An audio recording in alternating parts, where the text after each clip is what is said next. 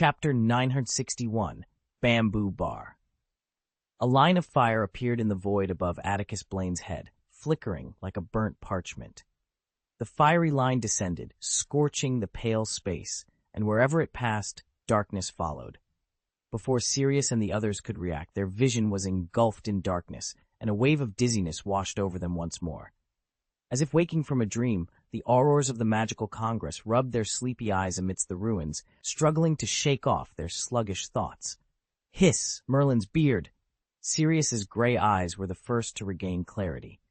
Upon seeing the scene around him, he inhaled sharply and leaped onto a nearby raised cement slab. Sirius's exclamation spurred everyone to focus on their surroundings. Uriel even splashed water on his face like a fountain. Gasps echoed as people scrambled to their feet like startled locusts, desperately trying to free themselves from the sticky, asphalt-like red earth. The entire mountaintop was stained crimson, and the air reeked of rancid blood, as if it had been drenched in it. "What's going on, Atticus?" Sirius asked, squatting on the cement slab and using a spell to clean his trouser legs and shoes. He wrinkled his nose and addressed Atticus, who hovered a few feet above the ground with a faint smile. "Where exactly were we just now? What happened to all this blood? You've completely eliminated that monster, haven't you?" Dumbledore and I teamed up to pull the vampire ancestor into the spiritual world. Judging by the strength of its soul alone, the vampire's soul power was formidable. Dumbledore and I couldn't control the scope precisely, which affected you, Atticus explained, pointing to the ground. After its soul was destroyed, its body disintegrated, resulting in this mess. I'm a bit tired, so I'll let someone else clean up the battlefield. So, Sirius raised an eyebrow, is the trouble over? As you can see, Atticus shrugged with a smile. That's great, Sirius exclaimed excitedly. He wanted to rush over and hug Atticus, but the sight of the disgusting blood on the ground made him retract his foot in disgust. It's all over. Amelia surveyed the scene. The breeze swept over the hills, carrying away the stench. Even the moon in the sky seemed brighter. After a few moments of silence, Amelia looked up and asked, "What about Gravis?" "Already dead," Atticus replied, his smile fading as he turned his gaze towards Selena and Uriel, who were leading the aurors. The two looked ashamed and terrified, fearing Atticus would hold the security department accountable. Handling the aftermath of Graves' death is quite troublesome. If not managed properly, it could affect many aspects, especially now that the Magical Congress of the United States of America has just concluded its general election, and Samuel has once again become the chairman, Atticus said gently. I suggest you secure this area, block the news, and send someone to inform Samuel of the situation, urging him to return urgently to address the matter. Uriel responded, puffing out his chest. Do you have any other instructions? No, I trust Samuel can manage the subsequent impact. Atticus pondered for a moment, watching the blood gradually seep into the dust. Suddenly he sighed. By the way, tell Samuel that as long as there's a resolution, the rest is not important. The aurors looked at Atticus in confusion, not comprehending his directive. However, Atticus did not elaborate, merely waving his hand. I believe Samuel will understand what I mean. Sirius tucked his wand into his sleeve. With a relaxed demeanor, Atticus Blaine remarked, I'm going to see Remus. He must be eager to hear about the wonderful events of tonight. Noticing the mischievous glint in Sirius's eyes, Atticus smirked slightly. That's fine, but you'd better stay quietly with Remus. Remember, you're still in the United States, illegally. Selena opened her mouth, contemplating the possibility of the security department reissuing Sirius's entry permit. In the absence of any arrests or instance, this would be a straightforward task. However, she realized that issuing a permit required the approval of the head of the security department, and their boss, Truckgraves, was dead and labeled a criminal. This was unprecedented in the department's history. You're not coming with me to see Remus?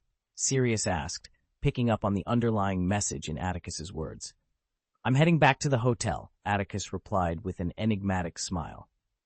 Don't forget, I'm still under surveillance. Until the Magic Congress issues a clear directive, it's best I don't wander around. The aurors looked ashamed upon hearing this. They now understood that Atticus Blaine had been completely framed, and the person responsible was their immediate superior. Selena began to explain, but Atticus raised his hand to stop her. "I'm not blaming you," he said gently, "but the Magical Congress owes me a formal explanation, don't you think?" In silence, Selena nodded. Although it was summer, the pre-dawn air was still a bit chilly. The newborn phoenix in Atticus's palm chirped incessantly, its delicate body swaying.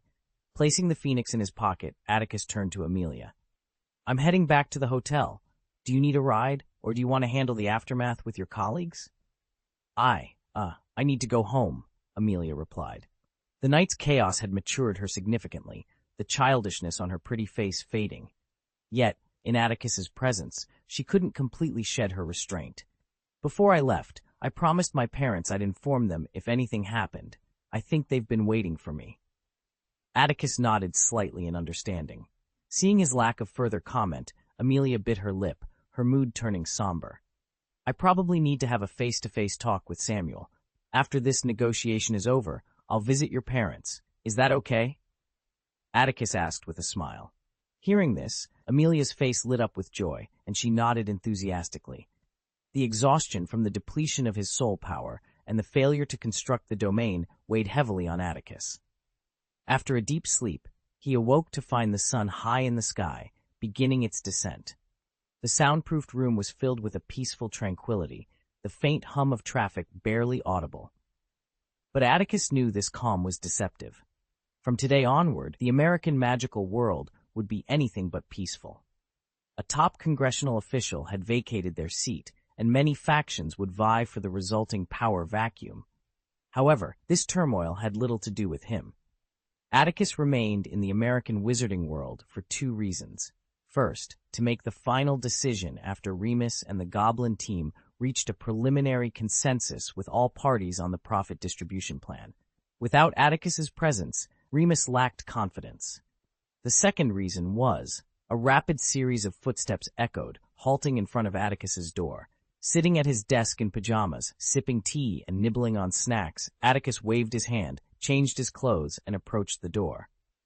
"How should we strike at the bamboo pole?" he pondered, just as the knock resounded. Atticus Blaine opened the door, a warm smile spreading across his face. End of this chapter. Chapter 962. The month-long saga of Graves and the series of tragedies caused by this pitiable and detestable man have finally concluded. A direct descendant of the Graves family, Atticus Blaine was a gifted student at Ilvermorny, a highly praised minister of capital security, and the director of the Department of Magical Law Enforcement. To many, it seemed plausible that Atticus Blaine might one day become the president of the Magical Congress of the United States of America.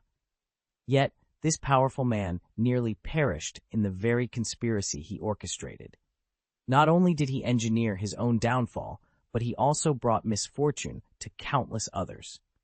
Beyond the magical creatures he hunted, he personally killed Chagopioliu and allowed Morgans to destroy the capital's underground prison, resulting in the deaths of numerous strikers and prisoners.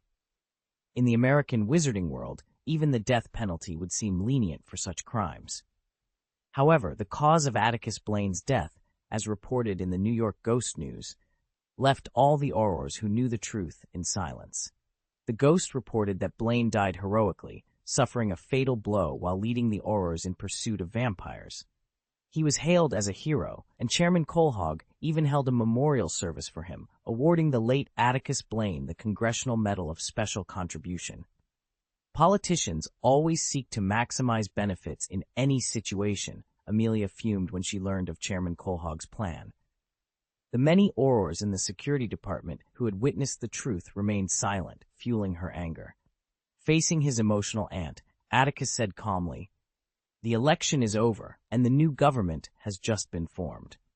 Samuel is ambitiously leading his team to contribute to the American magical world. If such a scandal were to be made public now, Samuel might be forced to resign to quell public outrage."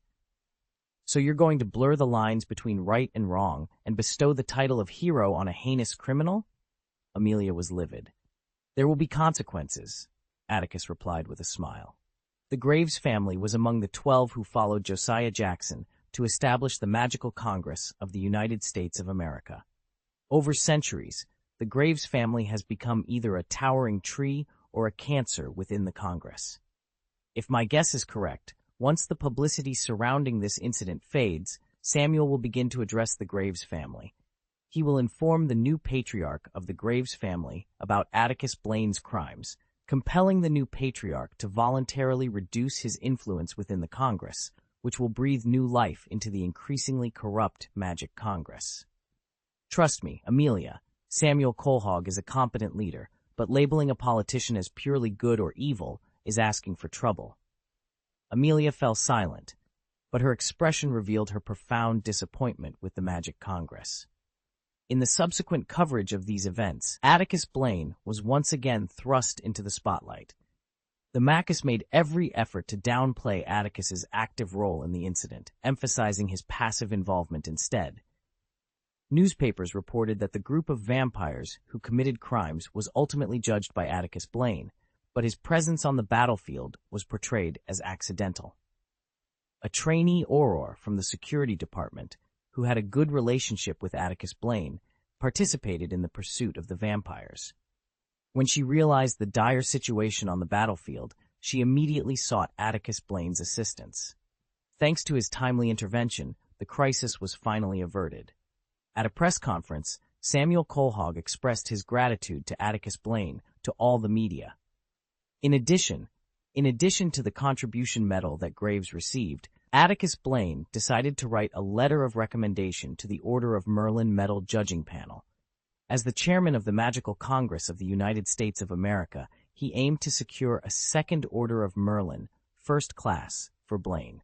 Achieving 2 Order of Merlin, First Class, simultaneously was unprecedented in the history of magic. Consequently, most people believed it was impossible, and even Atticus himself considered it a joke. After expressing his gratitude and respect to Atticus Blaine in a heartfelt manner, Chairman Quahog announced a surprising piece of news. Based on Blaine's numerous outstanding contributions to maintaining international wizarding stability and peace, Quahog, as the president of the American Magical Congress, proposed sending elite Aurors from the reorganized security department to Hogwarts School of Witchcraft and Wizardry in the UK. The goal was for both sides to exchange knowledge and learn about security. Chairman Samuel Quahog also shared, with a hint of reluctance, that Atticus Blaine had happily accepted the proposal in his capacity as the honorary advisor of the British Ministry of Magic and the director of the Student Safety Office at Hogwarts. However, rumors circulated that upon hearing the news, the British Minister of Magic, Cornelius Fudge, was furious. He reportedly threw the newspaper into the fireplace and vehemently declared to senior officials that he would never allow any Auror from the American Magical Congress to set foot on British soil. Of course, these are merely rumors, and their authenticity remains uncertain. During this month, Atticus visited the Debts several times. Amelia had not informed her parents that she had discussed everything with Atticus, so the couple believed he was still unaware. However, they had a vague sense that Atticus knew something, yet both sides maintained a tacit understanding. Atticus believed this was the best outcome, allowing Amelia to serve as a bridge of communication between them. After a month of challenging negotiations, Atticus and Remus finally laid the groundwork for the sales of learning machines in the United States.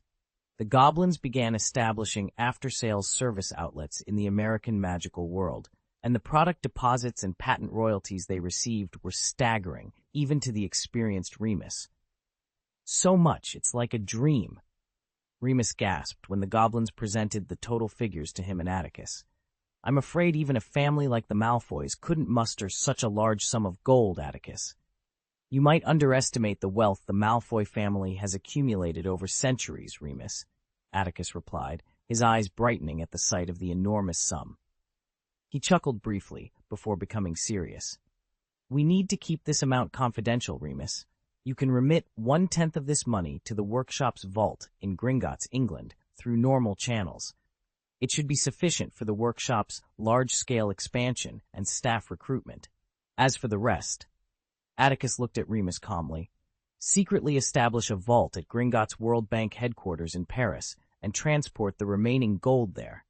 I'll write to Bana to ensure the information is kept confidential." Remus didn't ask further questions. He understood that Atticus would likely invest the money in the fight against Voldemort. He simply nodded, acknowledging the gravity of the situation. As the midsummer sun streamed through the glass dome of the airport, its rays refracted off the circular arch, casting a dazzling light across the terminal. The atmosphere was far more lively than when Atticus Blaine and Remus had first arrived.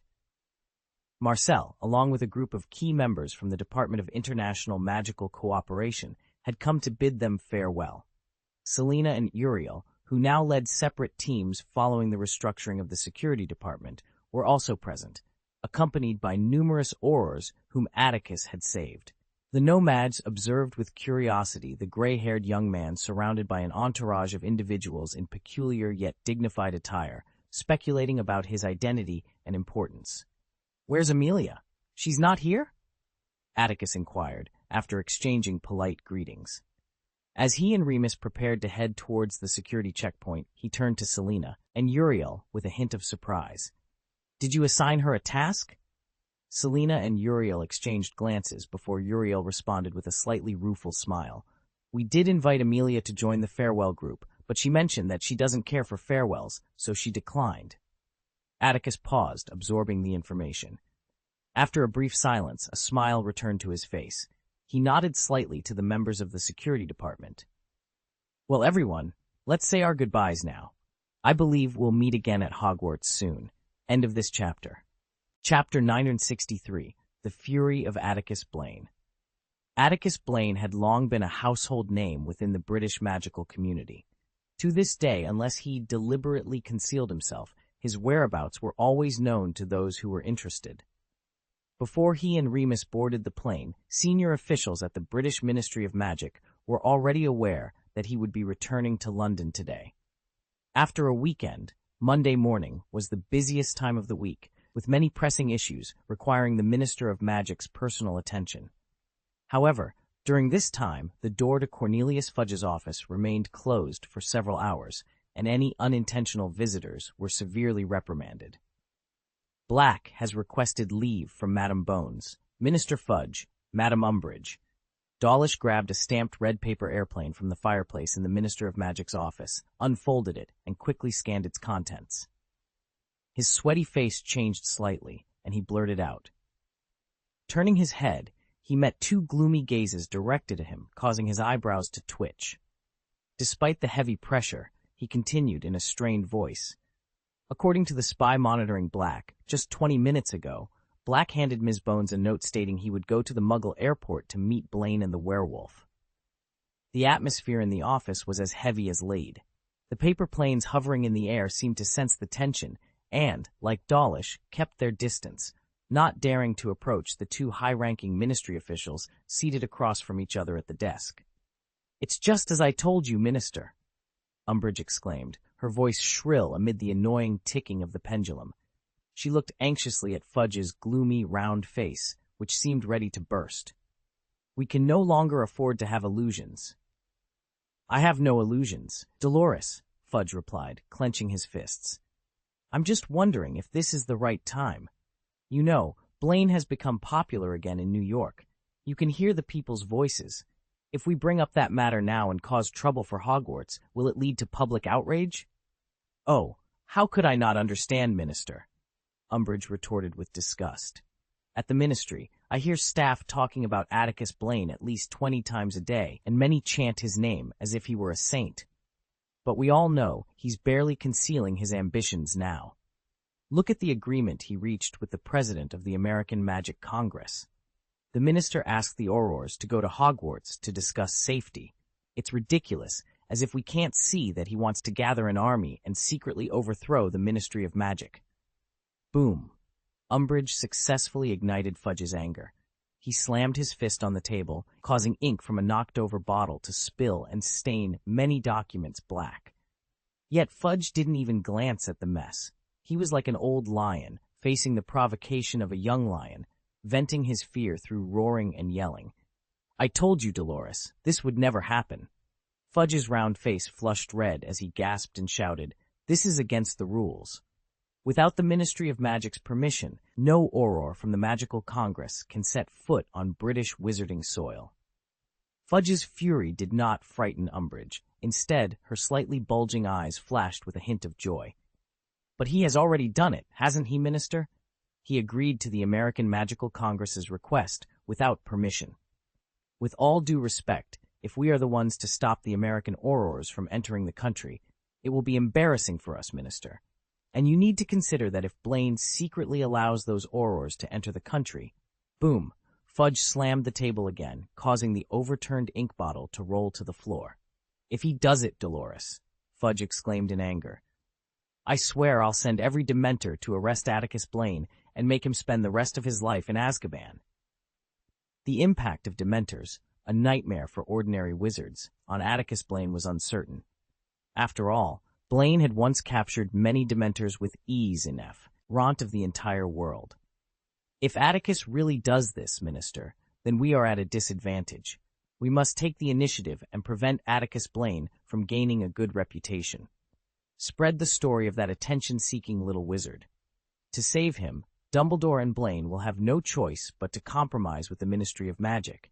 Otherwise, they'll have to watch the young wizard be imprisoned in Azkaban, living among the Dementors.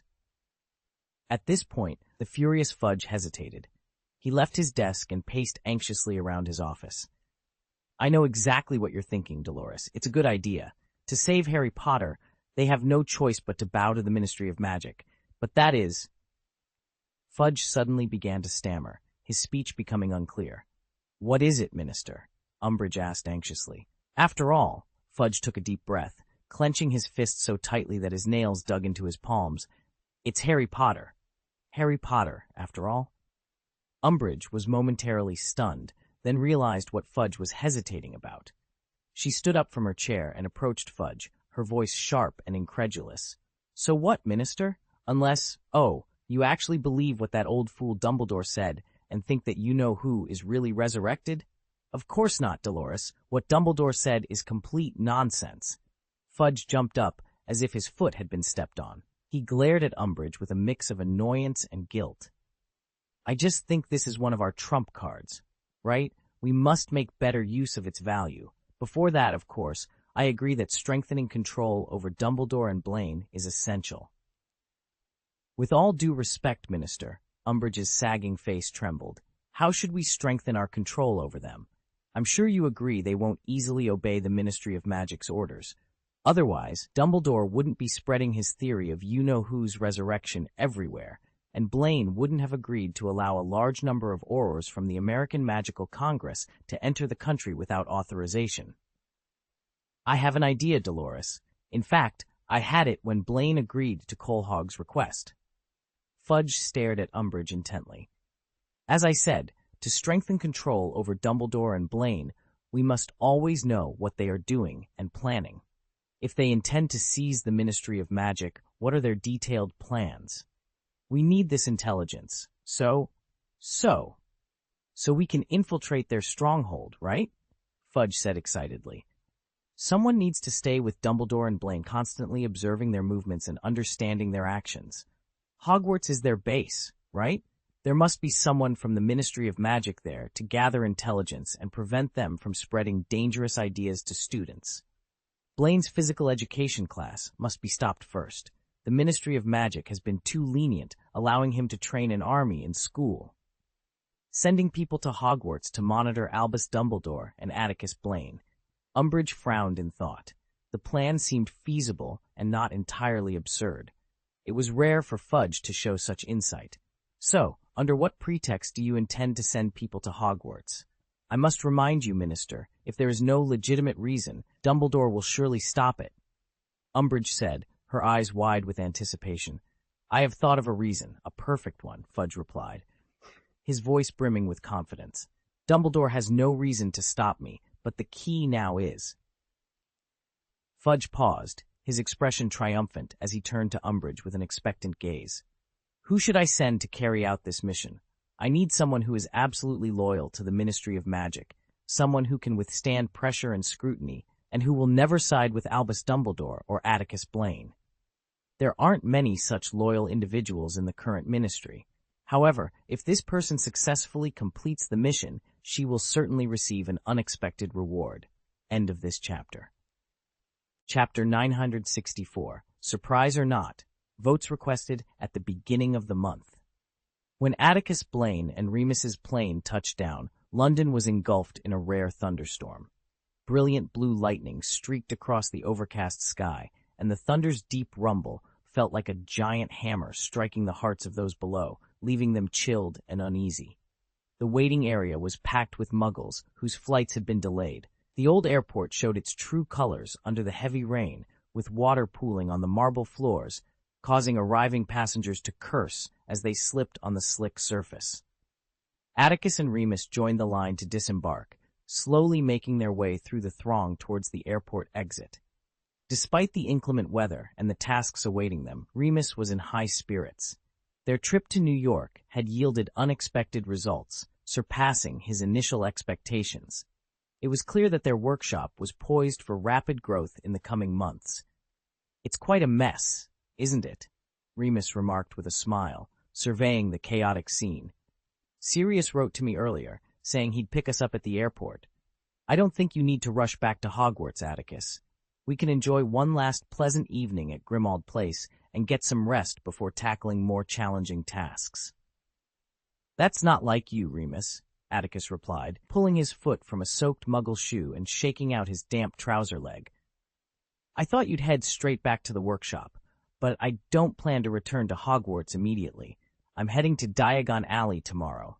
I think I see Sirius now."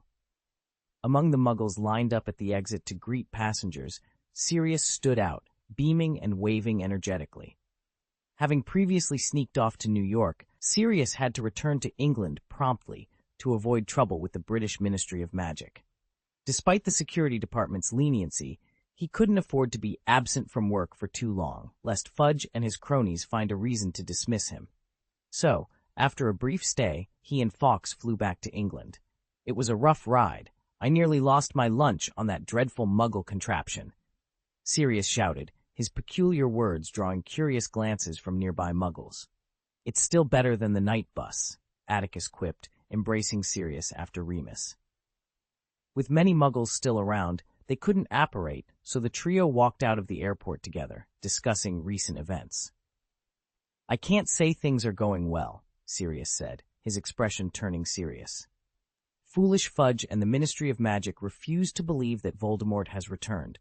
They're tightly controlling the news. The Daily Prophet doesn't mention it, and they're even interfering with Dumbledore's efforts to inform the public." "Interfering with Albus?" Remus asked, glancing around cautiously. After ensuring no wizards were nearby, he continued, "How are they doing that?" "Oh, it's simple," Sirius replied with a cold smile. "They've privately instructed many not to invite him to speak publicly. In this situation, Dumbledore's hands are tied. He can't rally a group of underage wizards at Hogwarts to fight Voldemort, can he?" Remus looked worried, turning to Atticus, who seemed unsurprised. "So, you've always maintained that to thwart Voldemort's plans for world domination, we must first cleanse the Ministry of Magic, Atticus?"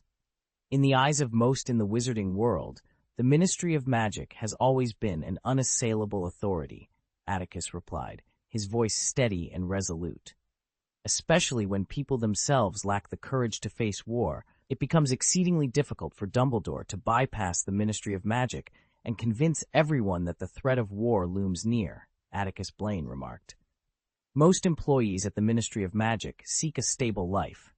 Even if they secretly believe Dumbledore's warnings, Fudge's decisions align more closely with their immediate interests." "Madness," Sirius scoffed disdainfully. "The Ministry of Magic is sugarcoating the situation, giving Voldemort precise time to regroup. He's exploiting every opportunity to consolidate his power. You might not be aware, Atticus, but Remus, the crime rate in the wizarding world has been escalating rapidly. Many foreign dark wizards have either heard the news or accepted invitations from the Death Eaters. They're flooding into the UK in droves. If it weren't for you and Dumbledore, the situation would be far worse." "Albus, do you have any solutions?" Remus asked, his brow furrowed with concern. "The Order of the Phoenix is expanding," Sirius added, his expression darkening. "Frank and Alice have joined us. As far as I know, Arthur's son Bill has answered Dumbledore's call and decided to return home to support the Order. But as Atticus mentioned, few have the courage to stand against Voldemort, while many dark wizards are eager to exploit the chaos. A moment of silence followed as the three of them briskly exited the airport. As they passed a Muggle vending machine, Remus glanced at Atticus, hoping for his insight. But when his eyes met Atticus's face, he was taken aback. Atticus's expression was solemn, with a hint of helplessness in his brow, yet a gentle light flickered in his eyes. "What's wrong, Atticus?" Remus asked abruptly. Atticus pursed his lips and sighed. "We're being followed." Instantly, Sirius and Remus's expressions turned fierce. Trusting Atticus's judgment, they didn't look back to identify their pursuer. Instead, they tensed, their wands slipping into their palms from their sleeves. "Do you know who it is, Atticus?" Sirius whispered, his eyes narrowing. "Death Eaters or Fudge's men?" Atticus didn't answer directly. Remaining calm, he softly instructed, "Follow me."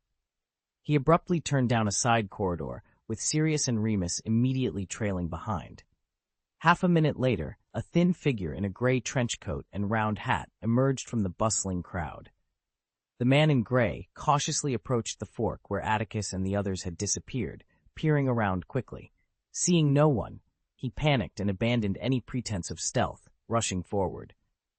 The narrow passage was lined with rooms, mostly warehouses and offices for airport staff. A heavy rain had disrupted airport operations, and Muggles were bustling in and out, addressing various issues. The man in gray moved swiftly, scanning the faces of the hurried Muggles and peering through observation windows set in the wooden doors, hoping to spot Atticus and his companions. But as he ventured deeper into an uninhabited area, where the ground bore no footprints, he found no trace of them. Standing there, the man in gray lowered his head, his expression tinged with loss and sadness. Just then, the door behind him swung open. He instinctively turned, only to see two nimble figures. Rushing out of the door, they seized his arms with fierce determination, offering no explanation, and forcefully pressed him against the opposite wall. "Boom! Who do you take orders from, and why do you want to?" "Hey!" Sirius demanded, his eyes stern. However, before he could finish his question, the man in gray, startled by the sudden impact, let out an involuntary cry, causing Sirius's expression to shift. Pat, the round hat worn by the man in gray, tumbled to the ground, revealing a cascade of soft, shiny chestnut hair that flowed down his shoulders like a waterfall. As Sirius and Remus gazed at the beautiful girl now pinned against the wall, they were utterly stunned. "How about it?" Atticus Blaine emerged from the shadows of the dimly lit room, casting a glance at Amelia with a mix of helplessness and irritation. "Are you surprised or surprised?" End of this chapter. Chapter 965, A Sudden Awakening. A sharp, crisp sound echoed through the narrow entrance hall, rousing the oil and gas lamps on either side. Fresh air swept into the room, infusing the slightly stale old house with a breath of life. More sharp sounds followed, heralding the arrival of Creature, the butler of the Black family estate, an aged house elf. "Welcome back, Master Blaine, Master Sirius, Mr. Lupin, and this." Creature's ears, covered in milky white fur, twitched as his fleshy nose sniffed the air. Detecting something disagreeable, his shoulders hunched slightly, but under the watchful eyes of Atticus and Sirius, he managed to say in a garbled voice, "Creature does not know the lady's name, but Creature welcomes her to the noble and immortal Black family mansion." "Oh, thank you," Amelia responded, surprised to encounter such an old house elf. She nodded at Creature. "I'm Amelia Detter. You can just call me Amelia, Creature." Creature's ingrained prejudices made him uncomfortable hearing a mudblood address him by name, but he managed to suppress his usual habits. "It will take a while before dinner is served, Master Blaine, Master Sirius." "That's all right. We need to chat before dinner. Go and do your own thing, Creature," Atticus instructed. After bowing, Creature vanished from sight. "Did it just barely survive, Atticus?" Sirius quipped with a smirk. "Don't blame me, Sirius," Remus interjected amiably. "I think Creature has become a good guy now. I haven't heard him call me Dirty Wolf Cub in private for a long time." The names Master Blaine and Master Sirius were common enough, yet they seemed oddly out of place together. Amelia blinked, taking in the old house, which, despite its age, exuded an extraordinary taste and luxurious style. Her mind was filled with questions. Since the house elf referred to Atticus as the master, it implied that the house belonged to him. But wasn't he a Muggle-born? and Creature's earlier welcome suggested the house was part of the Black family. "Let's go," Atticus said, turning to Amelia. "Let's head to the dining room and discuss your matters." He led the way, his somber expression and low demeanor causing Amelia some unease. "Don't worry," Sirius reassured her with a slight smile. "From what I know of Atticus, although he looks unhappy, he's not angry." Sirius had witnessed the moment when Atticus and Amelia recognized each other at the hotel in the World Trade Center that night. Their conversation had been vague, and Sirius hadn't pressed for details. However, through what he overheard and subsequent discussions with Remus, they had pieced together the relationship between Amelia and Atticus. "You've been with Atticus, Amelia," Remus added with a gentle smile. "You know he's actually very easy to get along with." Amelia nodded stiffly, following Sirius and Remus. They paused before the door leading to the basement, where Atticus had just gone. Remus suddenly said, "Sirius, if you don't mind, could you help me pack my luggage?" "Oh," Sirius was momentarily taken aback, then understood and glanced at Amelia. "Of course, no problem. Then, Amelia, the dining room is in the basement. Just go down the stairs. They're quite short, so be careful not to hit your head." Amelia realized they were giving her a chance to speak with Atticus alone. She bit her lip, nodded, and watched the two ascend the stairs. Taking a deep breath, she pushed open the half-open wooden door. The clean, clear glass chandelier hanging from the ceiling cast a steady glow, illuminating the cavernous room. At the back, a rough stone fireplace added a rustic charm to the setting. The house elves they had just seen in the hallway were busily preparing dinner, while Atticus Blaine sat at the center of a long wooden table near the outer room, gently rubbing his brow. Amelia bit her lip once more as she descended the narrow stone staircase to the basement, making her way to the table. Atticus snapped his fingers, and the tinkling sound from the fireplace abruptly ceased. He took a deep breath and slowly looked at Amelia, who appeared somewhat nervous. A sense of pity welled up within him, softening both his expression and voice. "Sit down, Amelia," he said gently. Hearing this, Amelia obediently pulled out a stool and sat down carefully. The two of them exchanged silent glances. The awkward tension in the air made Atticus want to laugh. Despite Amelia's higher seniority, she sat there like a child about to be reprimanded, nervously awaiting Atticus's reaction. "How did you get here?" Atticus asked, rubbing his brow again with a sigh.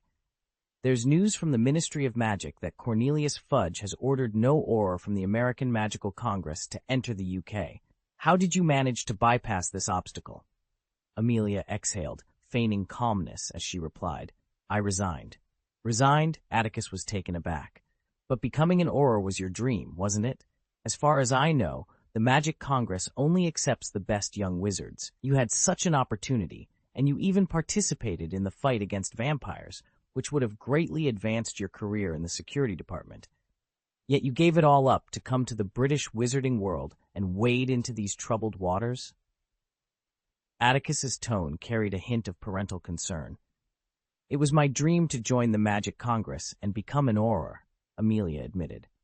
Yet, as Atticus voiced his dissatisfaction, the slight fear in her heart dissipated, replaced by a warm feeling, akin to the warmth she felt when Atticus touched her magic wand. This warmth emboldened Amelia. She straightened her posture and declared fearlessly, "But after what happened with Track Graves, and witnessing Chairman Colehog's distortion of right and wrong for the so-called greater good of politicians, I realized that I might not be suited for the work of the Magic Congress. If you feel you cannot adapt to the dirty politics, you could find another job in the American wizarding world," Atticus suggested, frowning. "If you're willing, I can have Remus recruit you to lead the workshop's business in the United States, overseeing the goblins and promoting the construction of after-sales service outlets for learning machines." "I know the risks involved," Amelia interrupted, her eyes burning with determination, a stark contrast to her usual quiet demeanor. "I understand the danger posed by this dark wizard who cannot even be named in this country, which is why I came here. As your family, I can't let you fight alone, can I?" "I am not alone, Amelia," Atticus replied. "In addition to Dumbledore, there is a group of like-minded individuals fighting alongside me, such as Sirius and Remus. But that's not the point, Amelia. You need to return to New York. Your home is there and your parents aren't getting any younger. They need you too. They know everything, Amelia interrupted again, her eyes resolute and her neck stiff. They're the ones who urged me to come here and take care of you. End of this chapter. Chapter 9 and 66, Melting Ice. They are the ones who begged you, Atticus Blaine said, narrowing his eyes as he scrutinized Amelia's brown pupils, which mirrored his own. The flickering light of the fireplace danced in them, and he searched for any hint of deceit. After a moment, he realized his efforts were in vain. After a prolonged silence, Atticus shook his head slightly, his voice dropping to a softer tone. They may not grasp the full danger of this situation, Amelia. Your parents have already lost one daughter. Do you want them to endure the loss of another at their age? I've already told you. They understand everything, Amelia replied, her fists clenched on her knees. They know the British wizarding world might be on the brink of war. That's precisely why we've all agreed that I should return to help you. You're the one facing the greatest peril. Atticus felt the warmth of familial love, yet he was reluctant to let Amelia plunge into the chaos. No one can bring danger to me, Amelia, he said coldly. Even if I were truly in danger, if I can't protect myself, with all due respect, what could you possibly do? I can help you fight the Death Eaters, just like Remus and Sirius did. I can join the Order of the Phoenix, Amelia insisted, her cheeks flushed with determination. Oh, sorry, Atticus sighed, rubbing his temples. I didn't start the Order of the Phoenix, so my words don't hold weight. I know, Amelia replied, as if she had anticipated his response. That's why I plan to write to Mr. Dumbledore and ask him to let me join the Order. This is my decision, and you have no right to interfere, Atticus. Dumbledore won't agree either. He knows that if he allows you to join without my consent, he risks losing his position at Hogwarts, because I will burn it down. Atticus's eyebrows arched, his voice cold and tinged with rare anger. To be honest, Atticus did not regret meeting the debt couple in New York, nor did he mind his identity being exposed. However, when he sensed Amelia's magic at the airport, he felt a pang of regret. He hadn't expected Amelia to secretly quit her job at the Magical Congress of the United States and head to Britain to join a war that had nothing to do with her. The future was uncertain, and even he couldn't guarantee his own safety amidst the many unknown dangers, let alone Amelia, who had graduated only 2 years ago. If anything happened to her during the war, he would bear the full responsibility. The atmosphere was tense, a deadlock between Amelia and Atticus, each seeing the other's resolve. A sudden cough shattered the silence, and the wooden door at the top of the stairs creaked open, revealing the somewhat sheepish faces of Sirius and Remus. As Atticus's stern gaze fell upon them, their embarrassment deepened. I miss you guys, Sirius said, smacking his lips in surprise as he took in their stiff expressions. Are you arguing? Atticus's mouth twitched, but he remained silent, while Amelia pursed her lips, her anger simmering. Sirius scratched his head awkwardly, unsure of what to say. Remus, not naive enough to think Atticus hadn't noticed their eavesdropping, stepped into the room first. He pulled out a stool and sat down, carefully observing the expressions of the two in confrontation. Suddenly, he smiled. I have to say, blood ties are a wonderful thing, aren't they? Amelia's expression softened immediately, while Atticus's remained unchanged. Atticus Blaine's eyebrows and eyes grew colder. To be fair, Atticus. Sirius followed him down, pulling up a stool and sitting beside him. He looked at Atticus and said, Amelia is an accomplished adult wizard. She has the right to make her own decisions and is fully capable of taking responsibility for them, don't you think? Atticus understood these simple truths. In reality, he had no right to interfere with Amelia's independent choices. Yet, perhaps as Remus had mentioned, blood ties are a peculiar thing. Even though he had always been indifferent to them, when truly involved, he found it hard to completely let go. Sirius and Remus appeared in the kitchen at this moment, clearly intending to mediate the conflict between the two. Remus, who was more familiar with Amelia, looked at her with a friendly expression and said, As a member of the Order of the Phoenix, Amelia, I am very grateful for your recognition of the Order and its members. I believe Albus would also be pleased to see a foreign wizard willing to join the resistance against Voldemort. However, even without Atticus's interference, I doubt Albus would agree to let you join the Order of the Phoenix so easily." Amelia was momentarily taken aback, turning her gaze to Remus in confusion. "You see, the Order of the Phoenix is a top-secret organization created by Albus specifically to resist Voldemort's power. This is an extremely dangerous undertaking. Not only do we face external threats, but we also need to guard against betrayal from within due to fear of death or the lure of profit. If such a person were to emerge, it would pose a fatal danger to all members of the Order. Therefore, Albus cannot easily accept a wizard he does not know." Amelia frowned as she listened to Remus. Emotionally, she felt a bit disheartened, but rationally, she understood the logic in Remus's words. From the perspective of the leader of the Order of the Phoenix, it was impossible for Mr. Dumbledore to accept a wizard he barely knew into the Order, simply because she was related to Atticus. "The struggle won't end in a day, Amelia," Remus said gently. "I don't think you need to rush into joining the Order of the Phoenix. You also need time to understand the situation here and ultimately decide whether to stand with us. Before that," Remus glanced at Atticus, noting his calm and relieved demeanor after listening. He continued, "You can first join our learning machine workshop and find a job to support yourself." Thanks to the efforts of Remus and Sirius, Atticus and Amelia finally reached a preliminary consensus.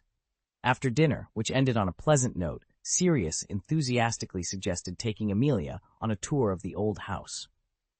With Atticus's tacit approval, Amelia became much more excited and gladly accepted the invitation. "I need a place to stay, but I don't know much about London," Amelia said after hearing Sirius's story about how the ownership of the old house came into Atticus's hands. She couldn't help but giggle. But after the laughter faded, she suddenly remembered her predicament. She turned her head, pursed her lips, and looked at Atticus with an embarrassed expression. Atticus's face tensed for a moment, then he sighed and said, "Just stay in this house. The Black Mansion is well defended with magic. There aren't many safer places in the entire British wizarding world. It's the most suitable place." Amelia's eyes lit up with understanding. She knew this meant Atticus would no longer prevent her from staying in London. Sirius and Remus exchanged a knowing smile. The Atticus they knew was a man of his word, and it was rare to see him change his decision, indicating that Amelia held a significant place in his heart. In Atticus Blaine's heart, there was a sense of hope. Although he had never discussed it openly, his friends, Sirius and Remus, could sense a deep-seated coldness within him. This emotional barrier might have been a result of his tragic beginnings. However, the arrival of Amelia seemed to be slowly thawing this icy reserve. As night descended upon the quiet square on the outskirts of London, the lonely sound of the wind meandering through the wilderness and city borders added an ethereal quality to the scene. Bathed in the flawless, bright moonlight, Atticus, who seemed to radiate a gentle brilliance, looked at Amelia with warmth. "Rest early," he said softly. "Let's go to Diagon Alley together tomorrow." End of this chapter. Chapter 967, The Deterrent Power of the Strongest Wizard. As midsummer approached, even the early morning sun cast a lazy warmth over the earth. Remus had already left for the alchemy workshop, and Sirius was off to his duties at the Ministry of Magic. After a leisurely breakfast, Atticus Blaine and Amelia bid farewell to Creature and stepped out of the house. In the UK, much like in the American wizarding world, wizards primarily travel using the Flu network, apparition, and broomsticks, Atticus explained as they descended the steps. Of course, there's also the night bus, but it's not the most comfortable option. If you're not fond of flying brooms, the night bus might not be for you. Amelia, who had never before experienced this magical world, found everything around her refreshingly new. It reminded her of the excitement she felt when she first graduated from Ilvermorny and joined the Magical Congress of the United States of America. Her heart brimmed with anticipation and curiosity. "So how do we get to Diagon Alley now?" Amelia asked, her face glowing in the bright sunshine as she hopped down 2 steps. "We'll apparate," Atticus replied. "The Leaky Cauldron serves as the gateway between the wizarding and muggle worlds. To reach Diagon Alley, we must pass through this pub. If you know someone in Diagon Alley, you can use the Flu network, which will be handy when you work at Remus's workshop." Atticus raised his right hand, and Amelia placed hers on it. A hazy illusion enveloped her vision, and in an instant, they found themselves on a bustling Muggle street.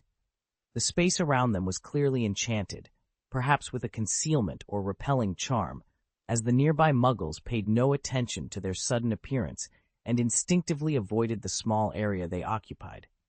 Amelia took in her surroundings, noting the bookstores, record stores, burger joints, and cinemas lining the street. She carefully memorized the environment, intending to apparat here on her own in the future. Once she felt confident, her gaze settled on the bar before them. The entrance to the bar was narrow and unassuming, and Amelia was certain that even without magical protection, few would notice it. "The Leaky Cauldron," she read aloud from the weathered sign with green lettering hanging above the door, frowning slightly. "Is it like the Blind Pig?" "Not quite," Atticus replied gently as he led her inside. "The Leaky Cauldron generally operates within the law, unlike the Narek, which primarily deals in information resale and harbors wanted criminals. Some individuals who operate in gray areas do conduct business here, but truly dangerous dealings are taken elsewhere." Amelia followed Atticus, listening intently. As they crossed a threshold, an inexplicable force seemed to cut off the sunlight, plunging the surroundings into dimness. Clang! A sudden crash drew Amelia's attention to a smoky corner of the bar. About a dozen wizards were divided into two opposing groups. One group wore black cloaks, familiar to Atticus, as attire favored by wizards of the underworld. The other group, unmasked and exuding a bold aura, bore distinct Nordic features. It didn't take much to discern the source of the conflict between them. Atticus Blaine glanced at the pieces of armor scattered across the floor after the round table collapsed. They gleamed with a bright silver luster, intricately engraved with exquisite patterns. He knew that one of the parties had provided fakes, that which the other party had recognized. Atticus even knew which master in the underground world had crafted these armors. The newcomer wizards in the underground world likely hadn't anticipated that their counterparts would possess such a keen eye and a fiery temper. The tense atmosphere drew the attention of everyone in the bar, yet no one noticed Atticus standing at the door, observing the scene with calm detachment. "Pay 5 times the money. Contract!" demanded the leading Nordic man, his blue eyes piercing. His rugged face bore fierce lines between his eyebrows, and he spoke in a rough voice, his English broken. The wizards from the underground world remained silent. The clause for 5-fold compensation for fake goods was indeed part of the contract, but something seemed amiss. A wizard in a black robe opened his cloak and detached the space bag from his belt. Witnessing this, the leading Nordic man mistakenly believed that the wizards intended to compensate them according to the contract. He and his companions appeared somewhat relieved. However, when they saw the man empty a pile of silver armor onto the ground, they were initially stunned, and then their faces flushed with anger. "Payment in gold galleons, not rubbish," he exclaimed. "You might want to review the contract terms more closely," one of the wizards in the black cloak replied indifferently, his voice deliberately hoarse. "We have not violated the covenant." At this point, the Nordic men realized they had been thoroughly deceived by these local scoundrels. Their breathing quickened, their eyes reddened, and they seemed ready to fight at the slightest provocation. The underground wizards remained unfazed, though their slightly fluttering cloaks suggested they were gripping wands beneath them. A bloody confrontation seemed inevitable. The bar's owner, hunchbacked old Tom, had already ducked behind the bar for cover. "What are you doing?" Amelia shouted, forgetting she was in a foreign country and no longer an employee of the magical government or an auror. Her voice was clear and commanding. The sudden interruption startled everyone, including the two opposing groups. All the wizards in the bar turned their eyes to the door, and old Tom peeked out from behind the bar. When they realized the person who had halted the conflict was not an auror but a young witch, many couldn't help but chuckle. However, when they glanced at the young man standing beside her, their laughter abruptly ceased. The bar fell so silent that you could hear a pin drop, as if an invisible force suppressed any sound. The sudden quiet left Amelia a bit bewildered. She blinked and turned to look at Atticus, but he ignored the questioning in her eyes, remaining calm. His gaze shifted from the faces of the two confronting groups to the counterfeit products on the ground. The underground wizard who had dumped out the fake armor suddenly felt a chill. Trembling, he bent down and began to stuff the items back into his space bag. The Nordic wizard who had overturned the table also silently bent down to set it upright. Under Atticus's indifferent gaze, the two groups, who had been on the brink of a fight, obediently exited the bar. As they passed the stunned bar owner, Tom, a Nordic wizard, quietly placed a few gold coins on the counter. Atticus Blaine placed the glasses on the bar with a gentle clink. He nodded apologetically to old Tom, muttering a quick sorry before hastily catching up with the group. Together, they exited through the back door of the leaky cauldron, vanishing from view. A peculiar hush settled over the tavern, the air thick with an unspoken tension.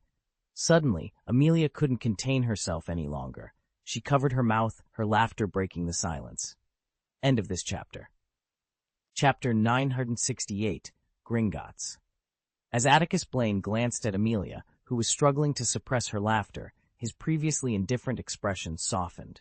With this change, the tense atmosphere in the leaky cauldron began to thaw, much like ice melting under the sun.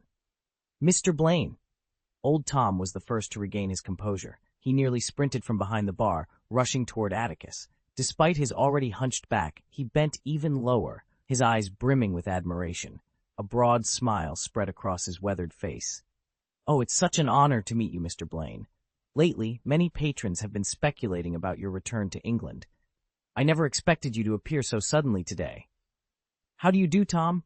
Atticus replied, his previously cold demeanor, which had quelled a brewing altercation, now replaced by a gentle and humble smile.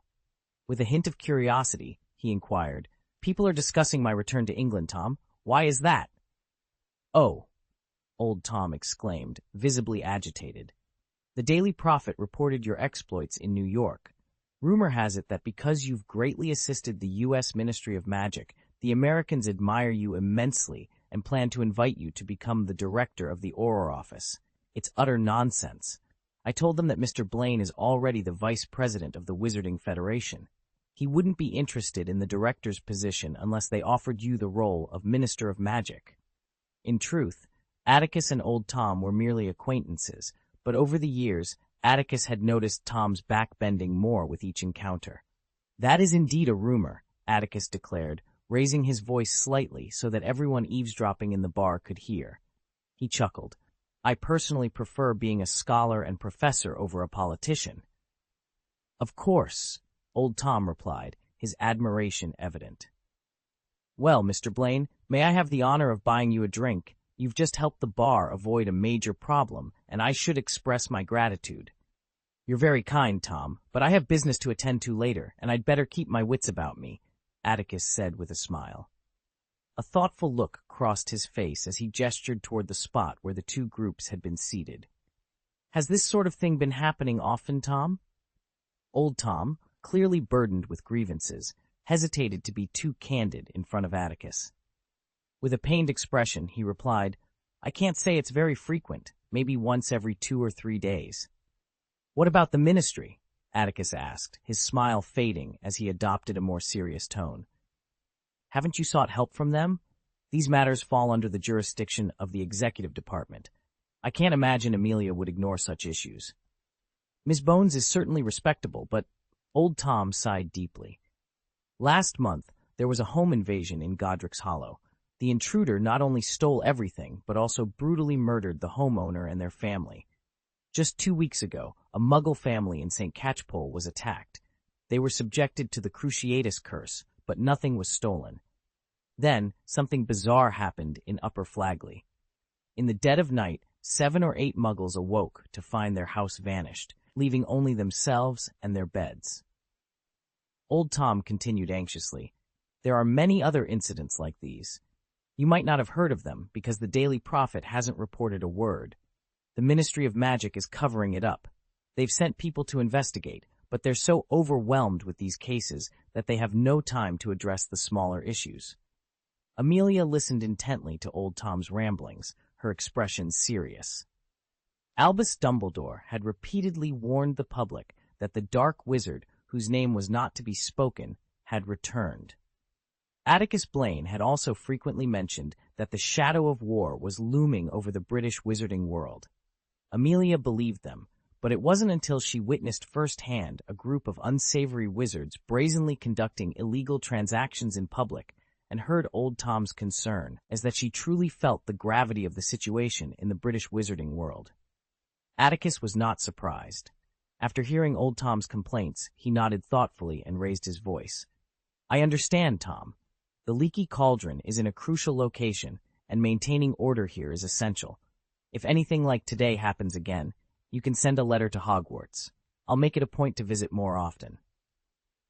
As Old Tom saw Atticus and Amelia off, he was so moved that he nearly knelt before them. When the winding, endless cobblestone street of Diagon Alley appeared before Amelia, her eyes widened in awe, still processing the events that had just unfolded. "Welcome to Diagon Alley," Atticus said, noticing Amelia's expression. A smile played on his lips, as he recalled the wonder he felt when he first entered Diagon Alley with Severus many years ago. The bright sunlight illuminated the bustling street, filled with wizards hurrying about. The shop windows, polished and gleaming, displayed a dazzling array of goods that left Amelia mesmerized. "Incredible," she exclaimed, reluctantly tearing her gaze away from the new books at Flourish and Blots, only to be captivated by the peculiar and exotic ingredients at Gig's Pharmacy. "I've read about Diagon Alley in books, but I never imagined it would be so vibrant. There's nothing like this in New York." Atticus chuckled softly. "The American wizarding world is indeed lively, but its history is relatively short, and it can't encompass everything. Diagon Alley is a place every wizard in the UK must visit, and you can find almost anything you need here." Amelia nodded enthusiastically. "So what do we do next?" "I plan to visit Gringotts first, then we can shop for some essentials together," Atticus replied. "Gringotts?"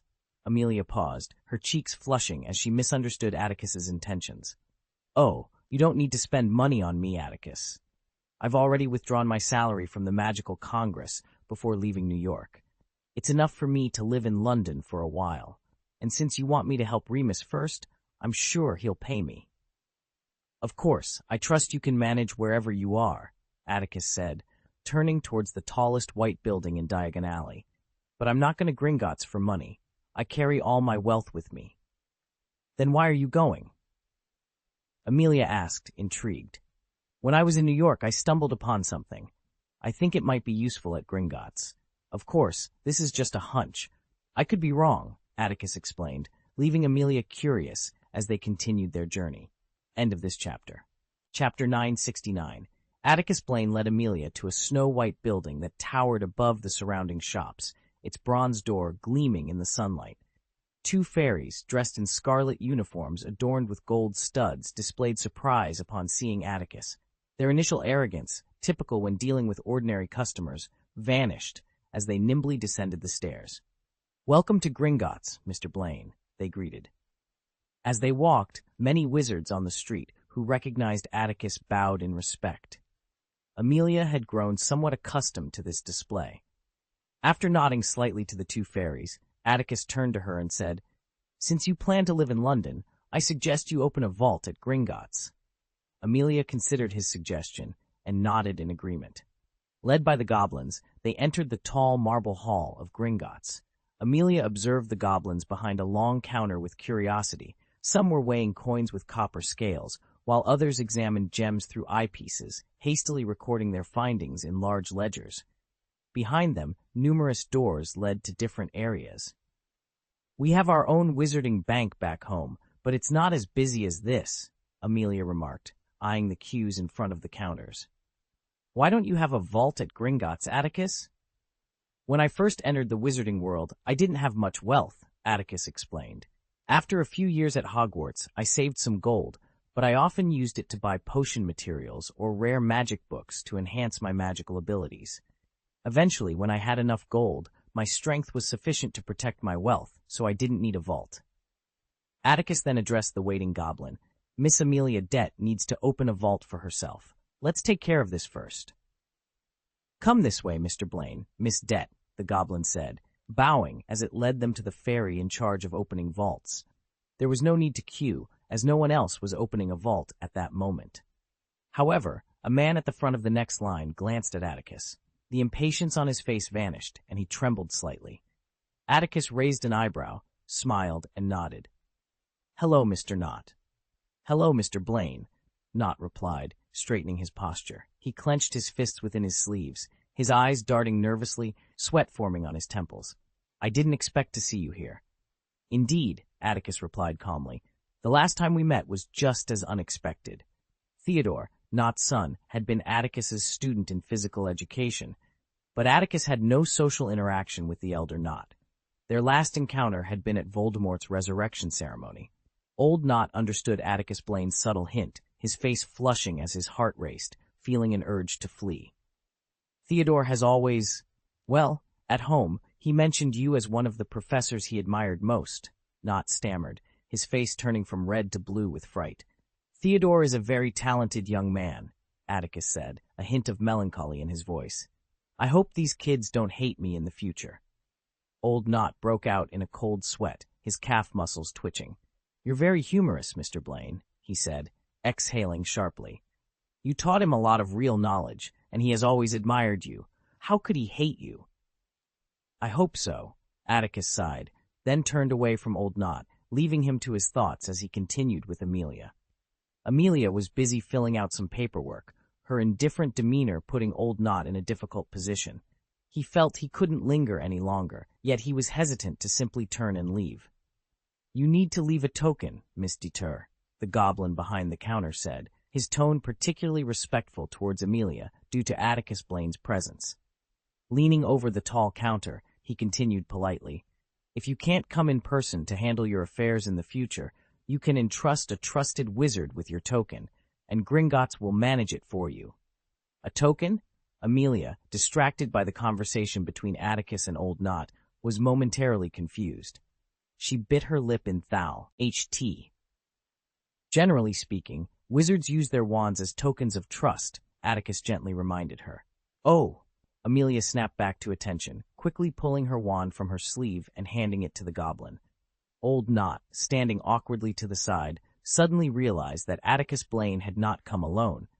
He had brought a beautiful young woman with him, which was valuable information. Old Knott's heart raced. He was certain the Dark Lord would be interested in this. Dumbledore might be an old man barely able to wield his wand, but Atticus Blaine was indeed formidable. However, with the Dark Lord's trust and protection, Blaine would be less of a threat. A glimmer of cunning appeared in Old Knott's fear-filled eyes as he feigned casual curiosity. "Oh, you're asking about Amelia?"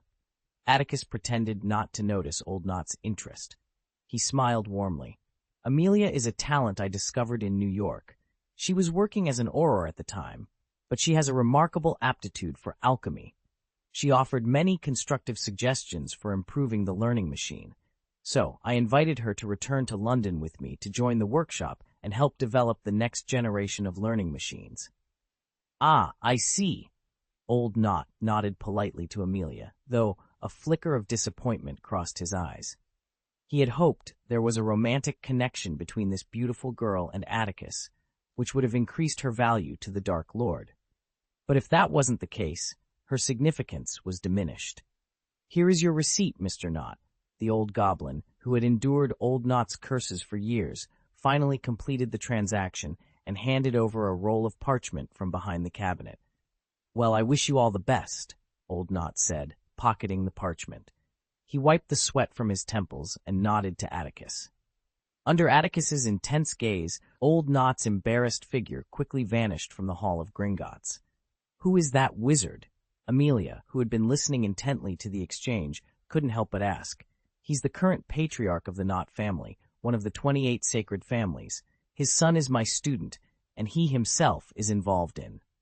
Atticus raised a finger to block the eavesdropping of several wizards in line, and the goblin behind the counter. "Making Death Eaters." "Death Eaters?" Amelia was taken aback. Atticus nodded slightly. 14 years ago, when Voldemort fell, not all of his followers were imprisoned. Many with power and status used lies and gold to evade trial and have remained free. After Voldemort regained his magical power recently, those who had escaped justice returned to him, continuing to serve him. However, they had little choice. As Atticus spoke, he he led Amelia to the front of the hall. An old goblin, noticing their approach, vacated his seat and awaited them at the counter. "Welcome, Mr. Blaine. I'm Bogrod. How can I assist you?" the goblin inquired. "That's it," Atticus said, once again blocking out the surrounding noise. He paused, thoughtfully searching for something in his arms. "I've found something, and I suspect it might be the key to the vault of a long-lost ancient family. Could you help me identify it?" Atticus Blaine asked, his voice filled with curiosity and anticipation. As he spoke, he carefully retrieved the Slytherin emblem he had discovered in the basilisk's stomach. End of this chapter. Chapter 970, Salazar Slytherin's Vault. The surface of the thick mithril badge was adorned with gold, forming the intricate pattern of the Slytherin family crest. At its core, the winding S, with a snake's trunk, was embellished with pure emeralds. The side outline of the crest was engraved with delicate, fairy-style patterns. The moment Atticus Blaine laid eyes on the family emblem, the old goblin, Bogrod, widened his eyes in astonishment. It was clear he recognized something that Atticus did not. "No doubt, no doubt," Bogrod murmured, accepting the family emblem from Atticus with both hands. His slender fingers traced the patterns on the side, and his solemn eyes, magnified by his reading glasses, studied them intently. "This is undoubtedly the work of goblins. It's ancient, with a long history. If I recall correctly, Mr. Blaine, the goblin clan associated with these patterns vanished long ago. Moreover, this emblem clearly belongs to. Where did you acquire this, Mr. Blaine?" "Isn't that a question best left unanswered?" Atticus replied calmly. "Well, is it what I think it is?" "I'm afraid I can't answer you immediately, Mr. Blaine." Bogrod's eyes flickered with uncertainty. After a moment's hesitation, he bowed to Atticus. "The history of this item is beyond my imagination. I need to consult some records, which will take some time." "That's fine." Atticus gestured that he didn't mind. "I can wait here, but please be quick. Also, I prefer not to attract too much attention. Of course, I'll keep it confidential for you." With that, the old goblin instructed a young goblin to escort Atticus and Amelia to the reception room to rest, while he hurriedly retreated to a restricted area with a determined stride. Atticus refrained from touching the sherry offered by the goblins, instead examining the portraits of past heads of the British Gringotts branch displayed on the reception room wall. Turning around, he noticed Amelia sitting on the sofa, looking somewhat tense. He smiled gently and said, "The emblem is the Slytherin family crest." "Slytherin?" Amelia's eyes widened with a sense of trust. "Is it Salazar Slytherin, one of the 4 founders of Hogwarts?" "That's right," Atticus nodded slightly. "You might have heard about the recent commotion over the Chamber of Secrets at Hogwarts? You captured a basilisk in that Chamber of Secrets, supposedly left by Salazar Slytherin himself," Amelia exclaimed. "I've read reports that it's a school legend at Hogwarts. Slytherin left the Chamber of Secrets to eliminate Muggle-born wizards?" "The truth is a bit different, but that's another story," Atticus replied, not delving into details. "At the time, I handed the basilisk over to the Ministry of Magic, but they couldn't handle it, so they passed it to Newt Scamander. When I visited New York, Newt mentioned he found this badge while treating the basilisk's teeth and thought I might find it useful." The tale of Salazar Slytherin leaving a family crest in the fangs of his pet, which eventually found its way to Atticus Blaine after a millennium, sounded truly legendary. Of course, the matter was more complex, but Amelia had no intention of probing into all of Atticus's secrets. She was already satisfied with what she had heard. In fact, the wait was shorter than Atticus had anticipated. Half an hour later, Bogrod returned to the reception room with Atticus's badge and a large, dusty tome. "What did you find?" Atticus asked, a hint of anticipation in his voice. "Is this badge the key to the Slytherin family's vault?" As Atticus and Amelia watched, the old goblin, Bogrod slowly shook his head. "I'm sorry, Mr. Blaine. According to our records, Salazar Slytherin exhausted all the wealth in the Slytherin family vault 1,000 years ago to support the operation of Hogwarts. That vault has since been reclaimed by us goblins and allocated to other wizards. As for this badge..." Bogrod allowed the large book in his hand to float in front of Atticus Blaine. Under the protection of magic, the well-preserved book flipped then, rough several pages until a pattern identical to the badge caught Atticus's eye. "So, What does this mean? Atticus's eyes narrowed. You guessed correctly. This badge is indeed the key to an ancient vault, Bogrod confirmed with a careful nod. Not the Slytherin family vault, Mr. Blaine, but the personal vault of Salazar Slytherin himself. The revelation that it was Salazar Slytherin's personal vault made Atticus's heart skip a beat.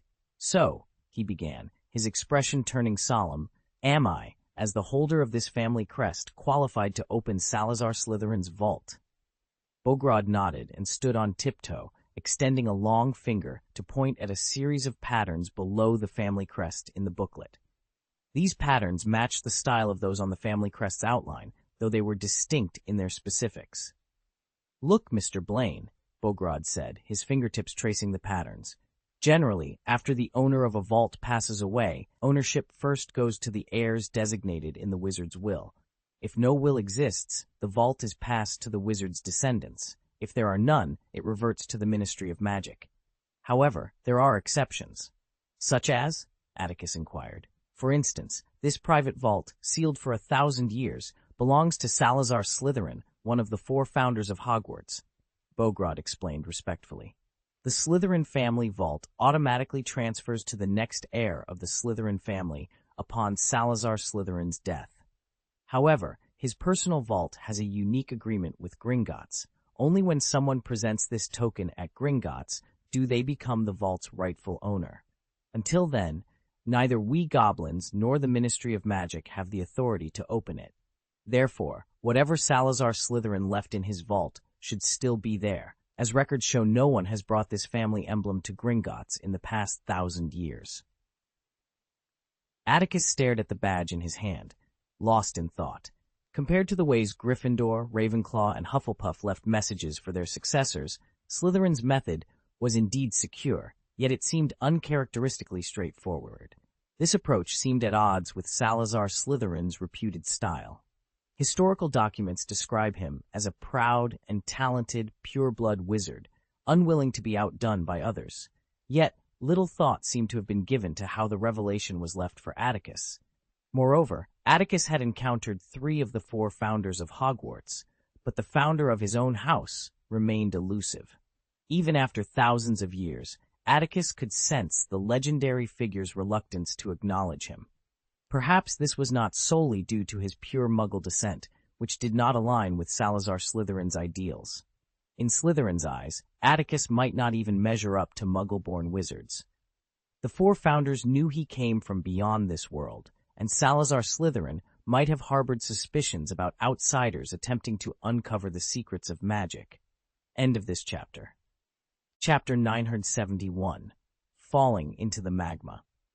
Atticus Blaine's sudden silence made Bogrod, the goblin in charge of Gringotts in England, feel uneasy. Contrary to the common belief among wizards, goblins are not as committed to contracts and trust as they appear. For years, they have been secretly sharing the wealth from wizard vaults, confirmed to have lost heirs, with officials from the Ministry of Magic. This practice continued until the Minister of Magic discovered it, prompting a crackdown. Even vaults with agreements allowing inheritors to claim their rights with a token or by meeting certain conditions are cleaned regularly by goblins if left unattended for too long. Bogrod had urgently reviewed internal documents and found that Salazar Slytherin's vault remained untouched. This wasn't due to a lack of interest in its treasures, but because Slytherin's own magic sealed the vault door, rendering it inaccessible to goblins. Mr. Blaine? Bogrod wiped the sweat from his wrinkled forehead, feeling guilty. He had heard rumors that Atticus Blaine had approached Mr. Bana at Gringotts Bank's Paris headquarters, demanding a list of the wealth in wizard vaults that had been illegally opened and seized, along with the profits shared with ministry officials. "Are you going to Salazar Slytherin's vault?" Bogrod inquired. "Oh, of course," Atticus replied, snapping back to attention. He noticed the sweat on Bogrod's forehead and his evasive eyes, which piqued his curiosity. Smiling, he nodded. "Could you please lead the way for me?" "It's my pleasure, Mr. Blaine." Bogrod bowed deeply, secretly relieved. Goblins feared Atticus Blaine not only because he was recognized as the most powerful wizard of the time, but also due to his strong alliance with Mr. Bana. "Let's go," Atticus said, following Bogrod to the door. He noticed Amelia had not followed him. Instead, She stood by the sofa, watching him with anticipation. When Atticus called her, her reserved expression turned to joy. Compared to their first meeting, Amelia was now noticeably more lively, likely because she had found support in her heart. "The Gringotts vault is underground, right?" Amelia asked curiously, raising her face. "How do we get underground? Through the fireplace?" "Oh," Atticus shrugged. "I haven't been there either, but I've heard it's not the most comfortable experience." After retrieving a jingling small package, Bogrod led them through a door embedded in the side wall of the grand hall and into a rough stone corridor. Torches hanging obliquely on thick stone pillars provided light in the dark, damp space. Atticus, who did not have a vault at Gringotts, was visiting for the first time. He looked around with curiosity, noticing a track next to the stone platform where he stood, leading into the bottomless darkness. After Bogrod blew a whistling sound echoed in the thick darkness, and a mine cart, similar to those used in Nocturnally's underground world, clattered over the track and stopped beside them. Bogrod was the first to jump onto the cart, holding an oil lamp. He curled up to leave more space for Atticus and Amelia. "Have you ever considered a more comfortable means of transportation?" Atticus asked, half-jokingly, as he stepped onto the cart. He reached out his hand to Amelia, whose face had begun to show signs of apprehension. Atticus Blaine turned pale on the stone platform and led Amelia up. "You know, Mr. Blaine," the old goblin smiled shyly, "goblins don't like to spend gold on something that has no value. There are short-term and long-term ways to make money." "Forget it. Let's go," Atticus replied, shaking his head. He held onto the railing with one hand and Amelia's arm with the other. Suddenly, the tattered car started, accelerating rapidly. The cold air whistled past Atticus's ears, drowning out Amelia's short screams and whimpers. The car twisted and turned through the maze-like corridors, sometimes rising, sometimes diving like a free fall. The strong centrifugal force during sharp turns among the dense stalactites was difficult to resist, even for Atticus, whose physical fitness far exceeded that of ordinary muggles and wizards. Another free fall made Amelia shudder. The speed near the ground exceeded her ability to see clearly. Her vision darkened, and she could see nothing.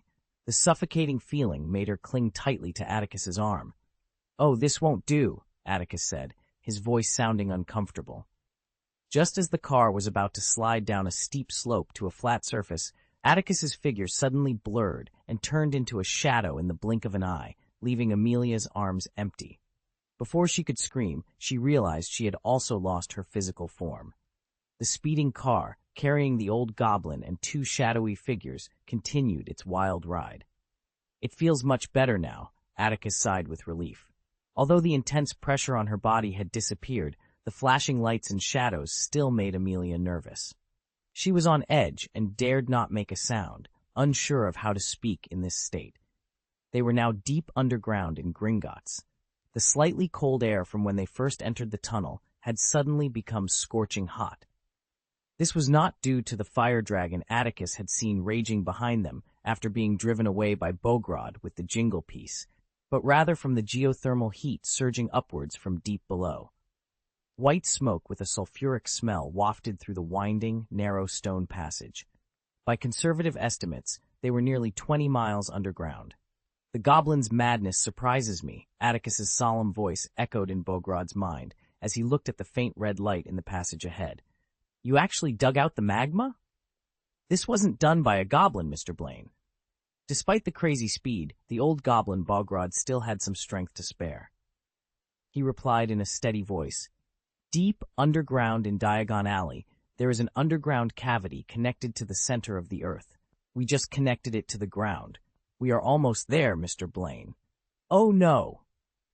They burst out of the narrow corridor, and an enormous underground cave appeared before Atticus and Amelia in a majestic manner. It was as if they were approaching the sun, and everything they saw was red. This red light emanated from the bottom of the cave. The scorching heat and dazzling light from the boiling magma below made Atticus feel suffocated. The car they were in continued to slide uncontrollably towards the lava. At its current speed, it would likely crash into the lava in less than 10 seconds. At this critical moment, Atticus suddenly reappeared, a fierce determination on his face. He waved his wand violently. Bogrod, who was desperately trying to brake, felt his body suddenly lighten. A powerful force pulled him from the car, speeding towards the center of the earth into the air, and he landed on a raised platform on the steep rock wall. As he steadied himself, a magical barrier enveloped him, shielding him from the unbearable heat. "What happened?" Atticus Blaine demanded, his voice sharp as he watched the cart plunge into the lava with a resounding plop, sending fiery pillars shooting into the air. The glow of the flames cast a reddish hue on his cheeks, and his eyes were fixed intently on Bogrod. "Surely Slytherin's vault isn't located in the lava, is it?" The old goblin, Bogrod, was equally alarmed. His dark green skin had turned an ashen shade, and he stared at the spot where the cart had vanished into the molten depths, his voice trembling. "Oh, of course not, Mr. Blaine. I believe the vault was supposed to be accessible." "Was it accessible when it opened?" Atticus pressed, narrowing his eyes suspiciously. "Yes, it was," Bogrod replied, his voice quivering.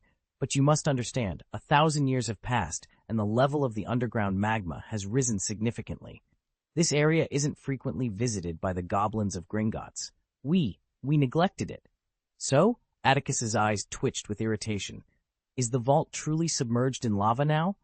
"I'm sorry, Mr. Blaine," Bogrod said, his expression filled with regret. "I believe that's the situation." Chapter 972, Entering the Magma. A few hundred feet above the roiling sea of magma, Atticus Blaine, Amelia, and the old goblin Bogrod stood on a jutting rock platform against the steep rock wall. The magical barrier shimmered before them. Amelia leaned against the hot rock wall, her eyes fixed on the boiling magma below. After a long moment, she snapped back to reality and glanced at Atticus. To her surprise, there was no trace of disappointment on his face. Atticus was intently observing the magma. His eyes narrowed, as if trying to pierce through its fiery depths to uncover the secrets hidden below. Yet, the chaotic magic swirling within the magma, a formidable creation of nature's power, thwarted his efforts to discern what lay beneath. "Do you have any way to confirm whether the vault below is intact?" Atticus finally asked, turning his gaze to Bogrod. The question seemed to unsettle the old goblin further. It was clear that Atticus Blaine was deeply invested in the contents of Salazar Slytherin's vault. After all, what wizard could resist the allure of Slytherin's legacy? Atticus had the influence to shake the wizarding world and the goblin hierarchy alike. Moreover, it was the goblin's duty to ensure that Slytherin's vault did not succumb to the lava. "I'm sorry, Mr. Blaine. Bogrod stammered, bowing so low that his head nearly touched his feet. Despite this, Atticus did not appear angry. Instead, he studied the family emblem on his palm, its coolness a stark contrast to the heat around them, and fell into deep thought. Would Salazar Slytherin have been so careless as to let his specially preserved vault be destroyed by lava? Atticus recalled the image of a young Slytherin standing before the enigmatic door in the secret chamber deep beneath Hogwarts, a vast, unexplored cavern. Slytherin was a rebellious and gifted wizard, arrogant, yet not foolish, proud, but not malevolent. The four founders of Hogwarts had united to counter the dark wizard who threatened the world, a task so significant that it required their combined efforts to align with Merlin's ancient plans. Surely, Slytherin would not have been so dismissive of such a crucial matter. Atticus was inclined to believe that Slytherin had not overlooked the potential challenges his vault might face a millennium later. Rather, he was confident that the vault was impervious to the lava's destructive force. Where is the Slytherin vault approximately located? Atticus's calm voice cut through the rumbling of the magma, reaching Bogrod's ears and easing the tension in the old goblin's furrowed brow. Bogrod was astonished. "You're planning on going down into the lava, Atticus," Amelia exclaimed, her heart both awed and intimidated by the natural wonders around them. The mythic grandeur of the scene weighed heavily on her, making it hard to breathe. Yet, Atticus's question snapped her out of her daze, and she looked at him with concern. "I believe that vault was not damaged by the lava," Atticus stated simply, offering no further explanation. "We're almost there, actually," Bogrod replied, still bewildered by Atticus's audacious plan. "It's right at the top of the track. There are vaults below that belong to the oldest families, but they're all abandoned. There's a vault, if it still exists, with 7 snakes on the door. They guard the groove in the middle where the key is placed. This vault doesn't require a goblin to unlock it. You just need to place the key. Bogrod continued to stare at Atticus in disbelief, struggling to comprehend his seemingly reckless idea. But Mr. Blaine, you want to go down into... Atticus Blaine stood at the edge of the fiery abyss, the heat from the magma below radiating upwards like the breath of a dragon. I know you possess great magical powers, but this seems beyond even a wizard's capabilities. Water alone cannot extinguish the magma underground. Amelia exclaimed, her voice tinged with concern. Beyond the limits of wizards? Atticus replied with a calm smile, shaking his head. This wasn't his first venture into the depths of lava. He had once descended into the molten heart beneath Azkaban, aided by a magical passage left by Herbo. Though Atticus was not yet a match for such a mythical wizard, he was confident in his ability to navigate the magma for a short time. Wait for me here. I'm going to take a look, he said, clutching the cold Slytherin family crest tightly in his hand. He gazed down at the dazzling lake of lava, its surface resembling the sun's fiery expanse. The flame's light turned his ochre pupils to gold. Amelia wanted to dissuade him again, but Atticus turned and gave her a reassuring smile. Reluctantly, she released her grip on his arm. As he surveyed the vast, boundless cave, the eagerness in his eyes tempered with caution. He knew he couldn't be reckless. A chain reaction could cause the lava lake to erupt, threatening not just Gringotts but half of Diagon Alley. As Atticus stepped beyond the magic barrier, a wave of heat engulfed him. The hot wind tousled his soft gray hair, making it appear dry and yellow. Suddenly, a thunderous boom echoed above the rumbling lava lake. The already volatile magic in the area erupted into chaos. Red hurricanes, tangible and fierce, emerged in the cavern, drawn to Atticus as he floated 200 feet above the lava. The swirling red hurricanes obscured Amelia and Bogrod's view, leaving them to see only Atticus enveloped in a glowing red sphere, its color intensifying. Then, with a resonant chime, the crimson cave was flooded with golden light. The brilliance forced Amelia to close her eyes, yet the light was so vivid it penetrated her eyelids, revealing a vision of a rising sun, majestic and godlike. Atticus, his hair and eyes transformed to gold by the radiant light, descended slowly. As the golden aura around him touched the magma's surface, a hissing sound erupted, releasing plumes of white smoke. The golden flames shielded Atticus, vaporizing the magma upon contact. Amelia and Bogrod watched in awe, speechless at the spectacle. The cavern was a sea of red, the rock walls glowing like molten metal under the magma's relentless assault. The heat and pressure intensified, yet Atticus remained composed, his magic surging like a flood. He dove deeper, hundreds of feet below, where the magma shimmered with a golden hue. Through his magical senses, Atticus detected abandoned vaults scattered throughout the depths, just as Bogrod had described. At the bottom, a stone door stood locked, its protective magic still intact. Though invisible to the eye, Atticus could sense the intricate magic nodes and corridors woven into the door, a testament to Salazar Slytherin's formidable enchantments. The vault still stood, its presence a testament to time. The exertion of magic had left Atticus Blaine unable to thoroughly examine the door, which was of extraordinary significance. Struggling to maneuver his body through the dense magma, he relied on his magical vision to locate the groove meant for the family emblem. With a decisive click, the Mithril clan emblem was pressed into the groove, a sharp sound piercing through the rumbling thunder that filled his ears. Atticus watched as the intricate magical corridor above the gate sprang to life. Magic coursed smoothly through the corridor, and he heard a deep mechanical rumble emanating from behind the ancient stone door. Yet despite the anticipation, the door remained stubbornly shut. Atticus frowned slightly, his mind racing with possibilities. Finally, he whispered a single word, his voice a strained hiss. "Open."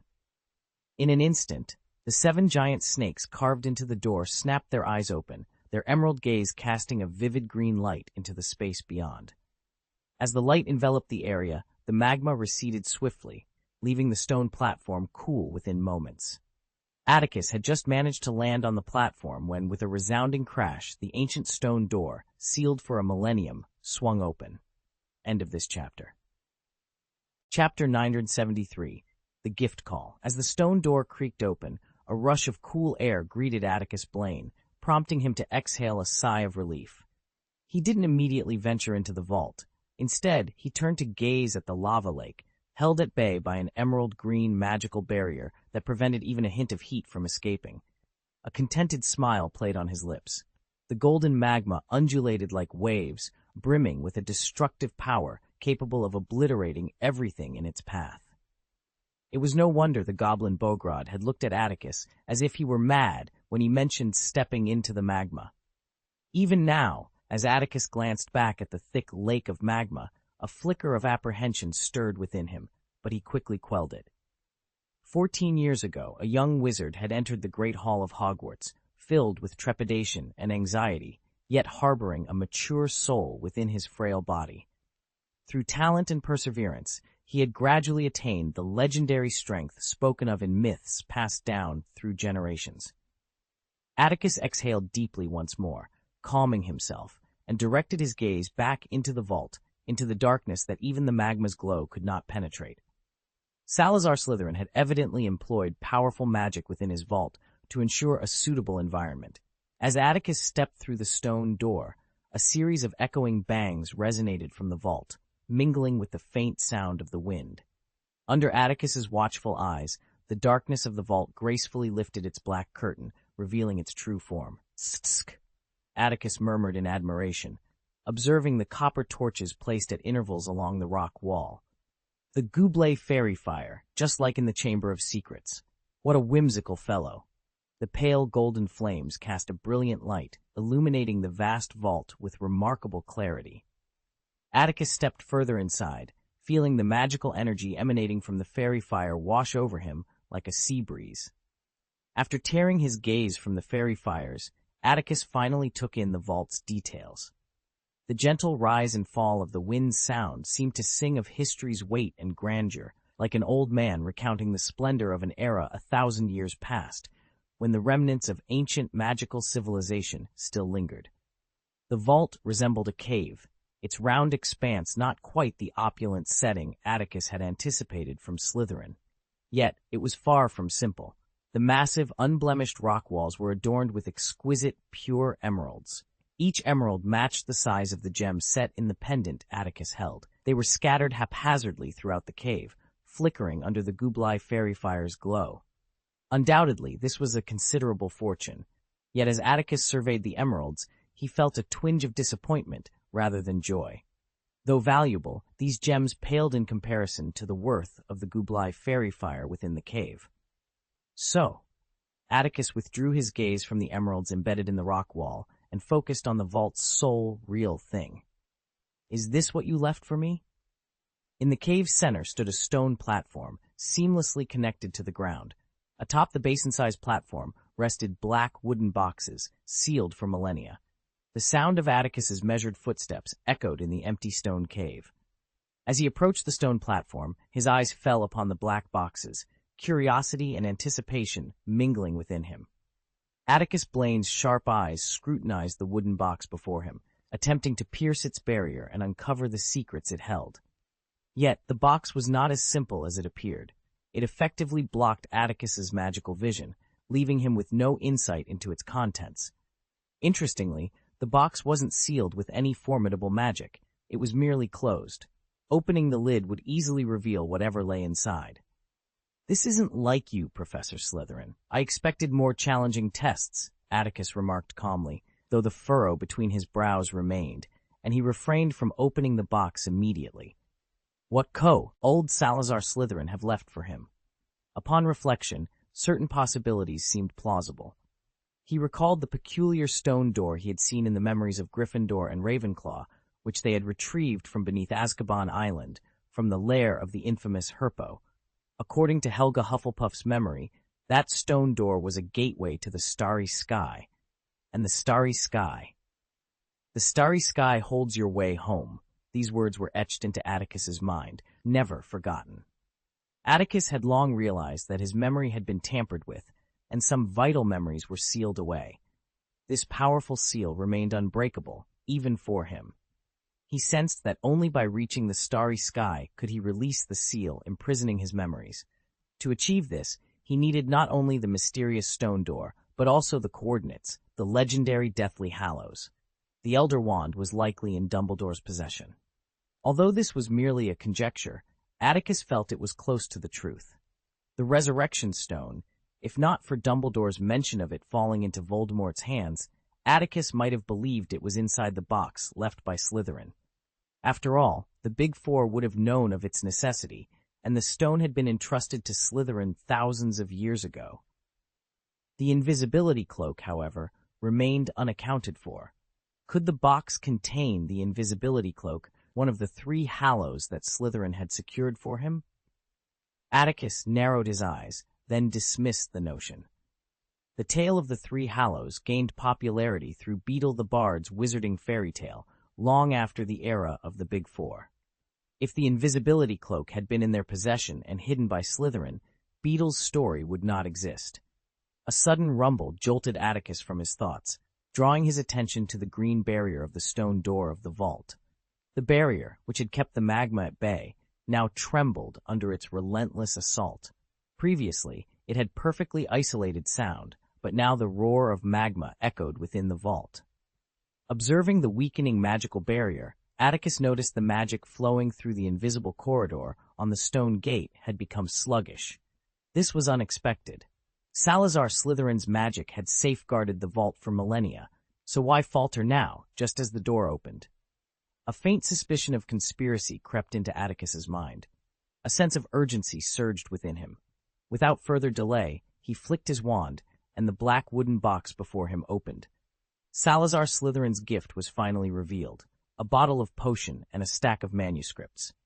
Inside the box lay a glass bottle containing a potion that resembled Felix Felicis, though it appeared slightly clearer. Atticus carefully examined the bottle, his mind racing with possibilities. Atticus Blaine watched as the vial floated slowly before his eyes.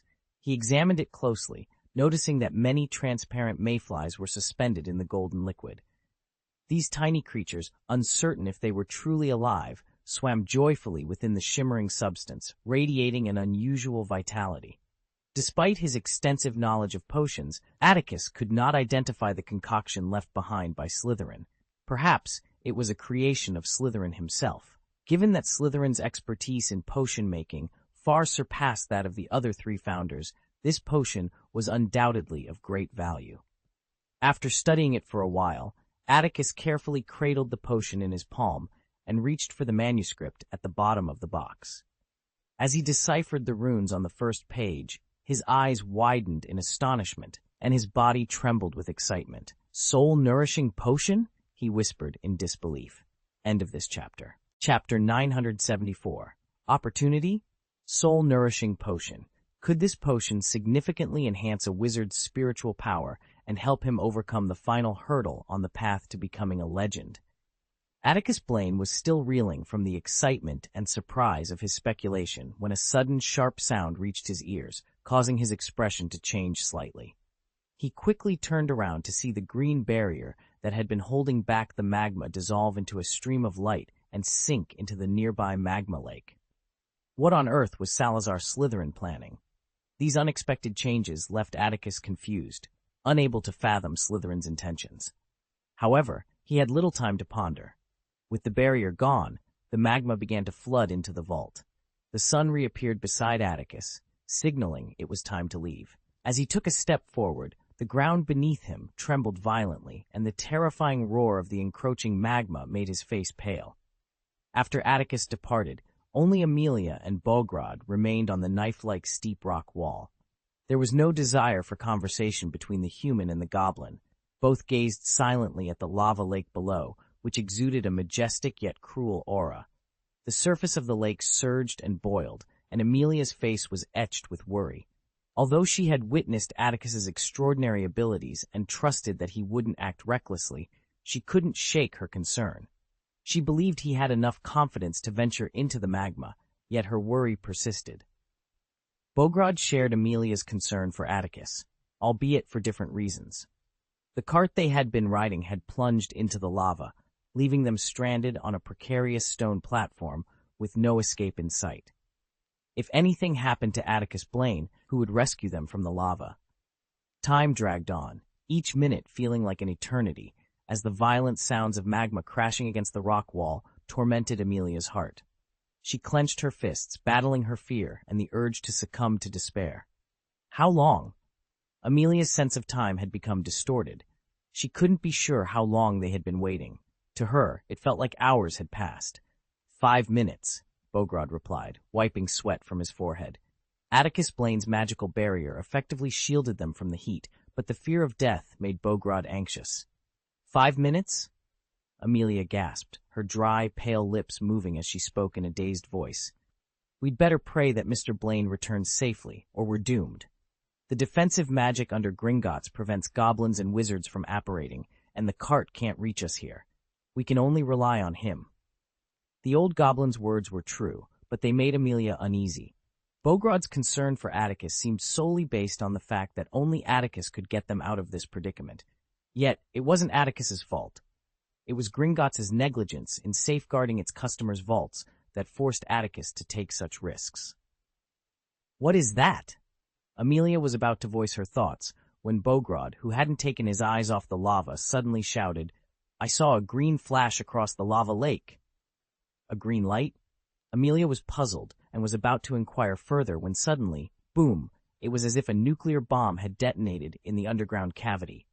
Amelia and Bogrod were horrified as the world around them shook violently, the tremors growing more intense. Amidst the continuous vibrations, the magma below swayed wildly, like water in a half-filled cup. The ground trembled violently. The most terrifying aspect was the unknown force causing ferocious roars to emanate from beneath the magma lake's surface. Streams of molten lava were hurled into the air, lashing out like fiery whips. Boom! A column of lava exploded beside the old goblin, nearly scaring him to death. Even Amelia couldn't suppress a short scream. The splattering lava briefly illuminated the area with a dazzling light, crackling against the milky white magic barrier. Fortunately, the barrier left by Atticus Blaine was sturdy enough to prevent any mishaps. It's going to collapse, Bogrod blurted out suddenly. What? Amelia shouted, her voice barely audible over the chaos. She followed the direction of the goblin's pointing finger. Her face, already pale with fear, turned ghostly white. A desperate gap had formed on the rock wall beside the stone platform where they stood, spreading ominously with each tremor. If they continued to wait, even Atticus's protective measures wouldn't save them. The stone platform itself was at risk of giving way. Amelia quickly aimed her wand at the crack, hoping to mend it, but the mountain's tremors, the magical turbulence, and her own fear thwarted her attempts to cast a spell successfully. Let me do it, Bogrod shouted. Just as he prepared to act, another column of lava crashed down. Crack! Gravel rained down as a terrifying fissure split the mountain from top to bottom. The platform collapsed, sending Amelia and Bogrod tumbling into the void. A fierce, malevolent wind howled around them, and the scorching heat left Amelia and Bogrod disoriented within seconds. Were they about to die? Just as the thought crossed Amelia's mind, the oppressive heat vanished, replaced by a refreshing coolness that quickly revived them. After a moment of blurred vision, Amelia and Bogrod found themselves at the top of the vast underground cavern, standing at the edge of a corridor carved into the rock wall. You stay here, Atticus instructed, his gaze fixed on the fiery pillars dancing like tentacles and the rapidly rising lava lake below. His expression was grave. He twisted his wrist, gripping his wand tightly, and prepared to step forward, but Amelia clutched his robe. Don't go, Atticus. It's too dangerous. Her hair clung to her cheeks with sweat, and her fair face was flushed with panic. What on earth is happening? The magma is rioting, and it's hard to determine why, Atticus replied solemnly. But I must stop it, or Diagon Alley will be doomed. With those words, he gently freed himself from Amelia's grasp and flew toward the magma once more. Suspended above the boiling lake, Atticus appeared as insignificant as a speck of dust in the vastness of the underground cavern. Yet, he was determined to quell the riot of natural forces with his own strength. Crack! Thunderbolts materialized in the void, striking the magma lake, which continued to spew massive, tentacle-like columns of lava. In Atticus's magical vision, the forces of nature were stirring the magma in a miraculous way, causing it to erupt with the intensity of a solar storm. Boom, boom, boom! Atticus wielded his wand with vigor. conjuring golden flames that emerged in the void around him. These flames surged toward the magma columns, neutralizing them. The cavern echoed with roars and fierce explosions that seemed to shake the very fabric of space. Confronted with the might of nature, Atticus's expression was more solemn than ever. He fought tirelessly to dispel the magma columns threatening the cavern's structure, yet he could not halt the relentless rise of the lava. The level of the magma lake was rising steadily. If it continued unchecked, it wouldn't be long before the magma filled the entire underground chamber. Once that happened, the confined space would amplify the magma's destructive power, potentially obliterating all of Diagon Alley in a fiery eruption. Stopping the magma's ascent was a monumental task, one that required immense natural resistance. Atticus Blaine knew he didn't possess such power, not yet at least. Only by reaching a higher level of mastery could he hope to intervene successfully. Cross the barrier. Wait! Atticus muttered to himself, his voice tinged with urgency. Suddenly he paused, a mix of surprise and doubt flickering across his face. End of this chapter. Chapter 975, The Real Gift. A glass bottle containing a peculiar golden potion emerged from Atticus Blaine's pocket, hovering before his eyes. It was the soul-nourishing potion, a relic left by Slytherin in the black box within the vault. The method for crafting this magical elixir was inscribed in runes on the cover. However, just as Atticus was about to delve into the manuscript's contents, a disturbance in the lava lake forced him to make a hasty retreat. His gaze remained fixed on the gleaming glass bottle. Atticus's lips grew parched, and his heartbeat quickened involuntarily. He stood on the brink of a significant milestone in his magical journey, a mountain he had yet to climb. Despite his rapid progress compared to ordinary wizards, he knew he was still one step away from breaking through the barrier that lay before him. Even Voldemort, who had undergone numerous perilous dark magic transformations in his youth, paled in comparison to Atticus's natural talent, born from his dual soul power. Yet talent alone was insufficient to overcome this barrier. Time was also needed for growth and accumulation. Unfortunately, the looming threat would not afford Atticus the luxury of time. Although he had mentally prepared for Voldemort's resurrection, the reality of it still left him uneasy. His concern extended beyond Voldemort himself, fearing that his return might unveil a larger, more sinister conspiracy. The magical world today was a shadow of its former self, lacking the legendary figures of 1,000 years ago, such as the Big Four of Hogwarts and the extraordinary members of the pureblood families. In contrast, today's wizarding world had no true legends. While figures like Dumbledore, Voldemort, and Grindelwald were considered legends by ordinary wizards, Atticus knew they merely skimmed the surface of true magical mastery. Voldemort's fragmented soul barred him from reaching the higher realms of magic. Grindelwald, having lost his conviction and mental fortitude, was similarly stunted.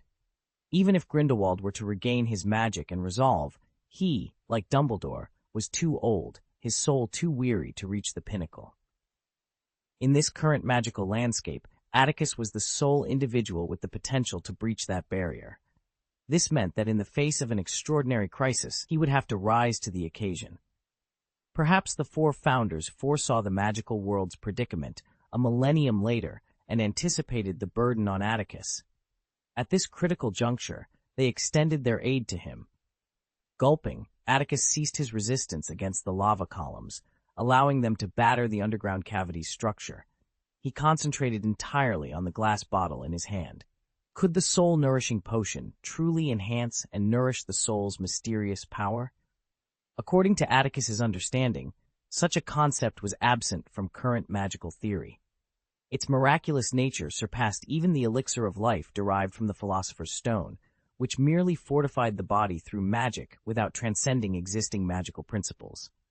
The notion of strengthening the soul was unprecedented. Had it not been discovered in Salazar Slytherin's vault, Atticus might have dismissed it as mere fantasy. The golden mayfly within the bottle seemed to sense Atticus's growing anticipation. The eager gaze of the potion swirled happily within the bottle, casting a dazzling golden glow that tempted Atticus Blaine to drink it. It seemed credible. This thought flickered through Atticus's mind. After all, it was from Salazar Slytherin. With this in mind, Atticus pulled out the cork and slowly brought the bottle to his lips. The fresh aroma invigorated him, enhancing the potion's credibility. The urgency in Atticus's heart intensified as the raging magma rose, and his lips brushed the bottle's mouth. Some time ago in New York, he had encountered the basilisk he had once subdued at Newt's place. With his keen eyesight, Atticus noticed something amiss with the basilisk's soul. Its activity was lower than that of normal creatures, slowing the natural decline of its soul. So this basilisk— Wait! Atticus suddenly pulled the glass bottle, which was already tipped, away from his lips. His eager expression turned to one of surprise and suspicion. Low soul activity does not equate to replenishing soul power. The two are entirely different, even opposites. The firelight cast a red glow on his face, which quickly turned somber as numerous thoughts raced through Atticus's mind. This was a test. From the moment the vault sank into the lava, it was a test set by Slytherin, challenging both his courage and wisdom. Rumble, the magma rose faster, with erupting columns striking the cave's ceiling, covered in stalactites. A fiery column swept through the passage where Amelia and Bogrod were, forcing them to scream and retreat. Atticus's eyes, reflecting the golden glow, stared sharply at the lava lake. If this continued, Diagon Alley would be lost today. Yet, it was puzzling. The chaos in the lava lake was undoubtedly Slytherin's doing, but his purpose wasn't merely to destroy a wizarding commercial center 1,000 years later. If Atticus was correct, this was another test. But since he had seen through the fake soul tonic potion, then— I see. A gleam of understanding flashed in Atticus's eyes, and the fog before him cleared. The lava lake had risen to a point just dozens of meters below him. 70% of the underground space was filled with magma. Under the bombardment of the scorching heat and fiery pillars, the stalactites above his head fell like rain. There was no time to verify right or wrong. A fierce determination flashed in Atticus's eyes. He raised his arm and hurled the glass bottle into the underground magma lake. As the bottle left his hand, a sense of loss washed over him. But before this emotion could take hold, Atticus suppressed it with reason. Even without external help, he could achieve his goals through his own efforts. The brief confusion was merely the result of his long-standing obsession, blinding him to Slytherin's little trick. Atticus followed the glass bottle with his eyes, watching it plummet rapidly, nearing the magma, and finally making contact. Snap! Amid the earth-shaking roar, the sound of the insignificant glass bottle shattering was clearly heard by Atticus. When the golden mayfly potion in the bottle touched the magma's surface, a golden stream of light flowed across the lake. The once magnificent and bright magma seemed to encounter a sudden chill, solidifying visibly and dimming. Humph! A voice suddenly resonated. In the vast underground chamber, a cold snort echoed, a sound tinged with dissatisfaction, arrogance, and a hint of displeasure. Atticus Blaine glanced around in astonishment, searching for the source of the sound. Just then, a series of emerald-green meteors shot out from the magma, which was on the verge of solidifying. These meteors pierced through the magma's barrier and hovered in precise positions above, below, and to the left and right of Atticus, emitting a faint glow as they established a mysterious connection with one another. "It's the emeralds embedded in the rock wall," Atticus murmured, raising his wand and focusing intently on the gems. At first glance, they appeared to be arranged randomly, but upon closer inspection, they were intricately linked. He watched as the gems gradually connected, forming a tangible magical channel. The gems pulsed with a mysterious rhythm. "This is the realm?" Atticus exclaimed, his eyes widening in disbelief. End of this chapter. Chapter 976, Return to Hogwarts. In ancient times, true saints, upon reaching a certain threshold of soul power, needed to channel their energy into the jellyfish world to endlessly harness magical power. However, when the jellyfish world drifted away from Earth, wizards lost the ability to form contracts with it, and the legendary feats of ancient wizards, moving mountains and filling seas, became unattainable. As Earth's natural magic gradually dissipated into the cosmos, the potential of wizards diminished. Today, the weakest wizard is scarcely more powerful than a muggle.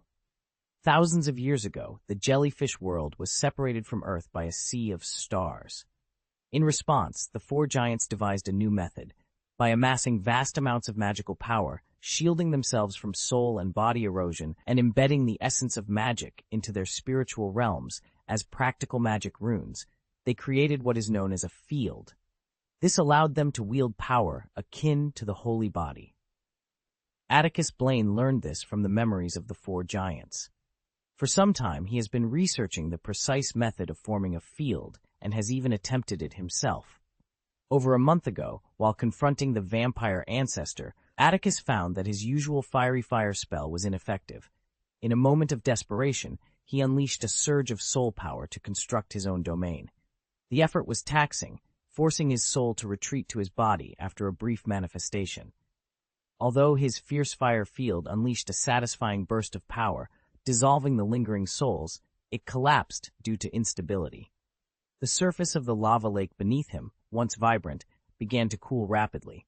Within seconds, the once hot surface turned dark, with only deep cracks emitting a striking red glow. Atticus shifted his focus from the lava lake to the starry sky surrounding him. Each emerald green gem emitted a dazzling light, and as they pulsed, a mysterious and intricate connection formed among the hundreds of gems. Atticus floated away from the domain, circling the green star field and examining the corridor structure from various angles. This configuration, with over 100 magic nodes, was the basic structure of Salazar Slytherin's domain, embodying his deepest understanding of magic. Finally, when the last magic node connected and all the magical channels in the corridor were complete, the entire configuration began to pulsate gently. A misty green light emerged from the void, enveloping the structure like a magnificent nebula. Atticus, having studied and practiced the domain himself, recognized this as the complete process of domain construction. He paused in the void, gazing at the splendid nebula. Suddenly, he raised his wand, and a golden fireball shot from its tip into the sparse nebula. The fireball did not shatter or pass through the nebula. It vanished. The light in Atticus's eyes flickered as he launched another fireball into the nebula, observing from different dimensions. Again, the fireball disappeared. As it entered the field, the various nodes within the magical field of vision flashed, analyzing the fireball's configuration like a computer and constructing a key to disassemble the fiery fire's structure in an instant. It was as if the field had conjured a brand new magic capable of perfectly neutralizing the fiery fire. Click! Atticus Blaine once again unleashed a red orb of light, crackling with red lightning, into the realm. This was a group stun spell he had enhanced from the standard configuration. Yet, as anticipated, this magic too disintegrated upon entering the nebula. Incredible, Atticus murmured, his eyes brimming with admiration. These spells hadn't existed thousands of years ago, yet Slytherin's domain could decipher the magic's configuration and nullify it upon contact. This undeniably showcased the profound magical prowess of Salazar Slytherin, one of the Big Four. Atticus was like a child with a fascinating new toy, continually testing the domain with magic and watching as it dissolved his attacks. Gradually, he became engrossed in this process. When they had entered the underground vault of Gringotts, it was still a bright morning. By the time they returned to the grand and solemn marble hall, the sun had long passed its zenith. Seeing the bright sunshine, Amelia and Bogrod, both weary and overheated, took deep breaths, their expressions akin to those who had narrowly escaped disaster. "Thank you very much," Atticus nodded at the old goblin, whose face was dark with soot. "I've inspected the underground cavity. Its structure has been solidified by the cooling magma. It's safe for continued use." Bogrod, having endured the most shocking experience of his life, was at a loss for words. He could only bow and rasp. "It is an honor to serve you, Mr. Blaine." With a smile, Atticus, under the watchful eyes of many goblins and guests in the hall, instructed Bogrod, "Keep it a secret," before leading Amelia to the door. The hot weather felt refreshingly cool to Amelia. She took several deep breaths, and as the many shops of the ancient, fascinating Diagon Alley came into view again, she realized she had just embarked on yet another grand adventure. "Will it be kept secret?" Amelia wondered aloud, glancing back at Bogrod, who had returned to his workstation in a daze. Her pretty face showed a hint of concern. "Oh, I personally think it's unlikely," Atticus replied, glancing at the gap between Gringotts and the neighboring shops, his smile enigmatic. "But I don't really care whether it can be kept secret. Besides, it can't be kept secret just because it wants to. Amelia's eyebrows furrowed slightly. She was quick-witted and immediately grasped Atticus's meaning. Won't it be life-threatening? Oh, I don't think so, Atticus said, his gaze steady on Amelia, his expression slightly serious. You don't have a full understanding of the British wizarding world's environment, Amelia, so you need to stay vigilant. For the time being, you should stick close to Remus. He's a cautious wizard with wartime experience, and his knowledge can help you avoid most risks. Amelia nodded solemnly. So, Atticus's tone lightened, I'll be returning to Hogwarts on the Hogwarts Express in half an hour. I hope Professor McGonagall hasn't removed me from the faculty. Amelia's pure brown eyes were filled with reluctance. She tried to control her emotions and nodded slightly. What will you do when you get back to Hogwarts? She asked. Oh, about the Triwizard Tournament, Atticus mused, his tone relaxed. It's less than a month away, and Voldemort's incident has disrupted all the originally planned events. I'll need to design new challenges. Can I come and watch? Amelia asked eagerly, her eyes bright with interest. Of course, you can come with Sirius and Remus. Visit Hogsmeade and Hogwarts, which you didn't have the chance to explore before, Atticus replied warmly. Time to visit properly, Atticus Blaine said with a gentle smile. Reflecting on their last smuggling adventure, Amelia couldn't help but purse her lips in amusement. It had been an exhilarating experience for her. After a moment of contemplation, she added, Please send my regards to Miss Strand, Dumbledore, and the 3 young wizards who assisted me last time. I'll make sure to do that, Atticus replied with a nod. He gave Amelia a meaningful look before turning and striding away, his silhouette gradually disappearing into the warm glow of the setting sun. End of this chapter. Chapter 977. The Beginning of Another Battle. May had arrived, and June was fast approaching. The sun lingered longer in the sky, casting its warm glow well into the evening. By 7 o'clock, a bright moon with a missing corner appeared in the southeast sky, while the clouds on the southwest horizon still glowed with a blood-red hue. To avoid the oppressive heat of the late afternoon, Harry and his friends had developed a routine of heading to the playground for exercise after dinner. As the trio reached the Quidditch field, Harry's gaze drifted to a small cottage at the edge of the Forbidden Forest. Its door was closed, and it was draped in red and gold gauze. He sighed in disappointment. Hagrid had left the school shortly after Voldemort's resurrection, and like Professor Brainiac, he had been absent for nearly 2 months. Harry knew Hagrid was on a mission, assigned by Professor Dumbledore, but his prolonged absence stirred a sense of unease. Unlike Professor Blaine or Dumbledore, Hagrid lacked the reassurance that could quell Harry's worries. Despite his concerns, Harry reassured himself that Hagrid was likely safe. If anything had happened to him, Dumbledore would not have been able to appear in the Great Hall for every meal. Engaging in light-hearted conversations with Professor McGonagall and Snape, whose demeanor had grown increasingly somber. The last conversation Harry had with Hagrid had been tense. Hagrid had refused to divulge the details of his mission, citing Dumbledore's instructions. This secrecy had frustrated Harry and his friends, who were at an age where emotions ran high. However, over the past 2 months, their anger had dissipated, replaced by concern for Hagrid's well-being. As a result, Harry found himself disinterested in joining Hermione and Ron's discussions about the potential challenges Professor Blaine might set for the 3rd trial of the Triwizard Tournament, a topic they had debated extensively in recent days. If this continues, Harry, Hermione began as they left the Quidditch field. The sky had finally darkened, and they walked towards the brightly lit castle, passing students who were enjoying a post-dinner stroll in the cool breeze. Ron, exempt from final exams as a Triwizard champion, didn't share their academic concerns. Hermione fanned her flushed cheeks with her palms and remarked, "You're almost like the champion of Beauxbatons, Harry." Her comment was cryptic, but Harry understood. They had discussed it before. Since Professor Blaine's departure from Hogwarts, Fleur had become listless, as if nothing at the school could capture her interest. She even distanced herself from her Beauxbatons classmates, spending most of her time alone. "Hermione's right, Harry," Ron chimed in, moving to Harry's side and draping an arm around his shoulders. "You need to cheer up. Remember, Professor McGonagall warned you that if you skip her class again, she'll put you in detention until the end of the semester and ban you from visiting Hogsmeade." Harry grunted in response to Hermione and Ron's friendly reminder. They exchanged a glance, both sighing at his absent-minded demeanor.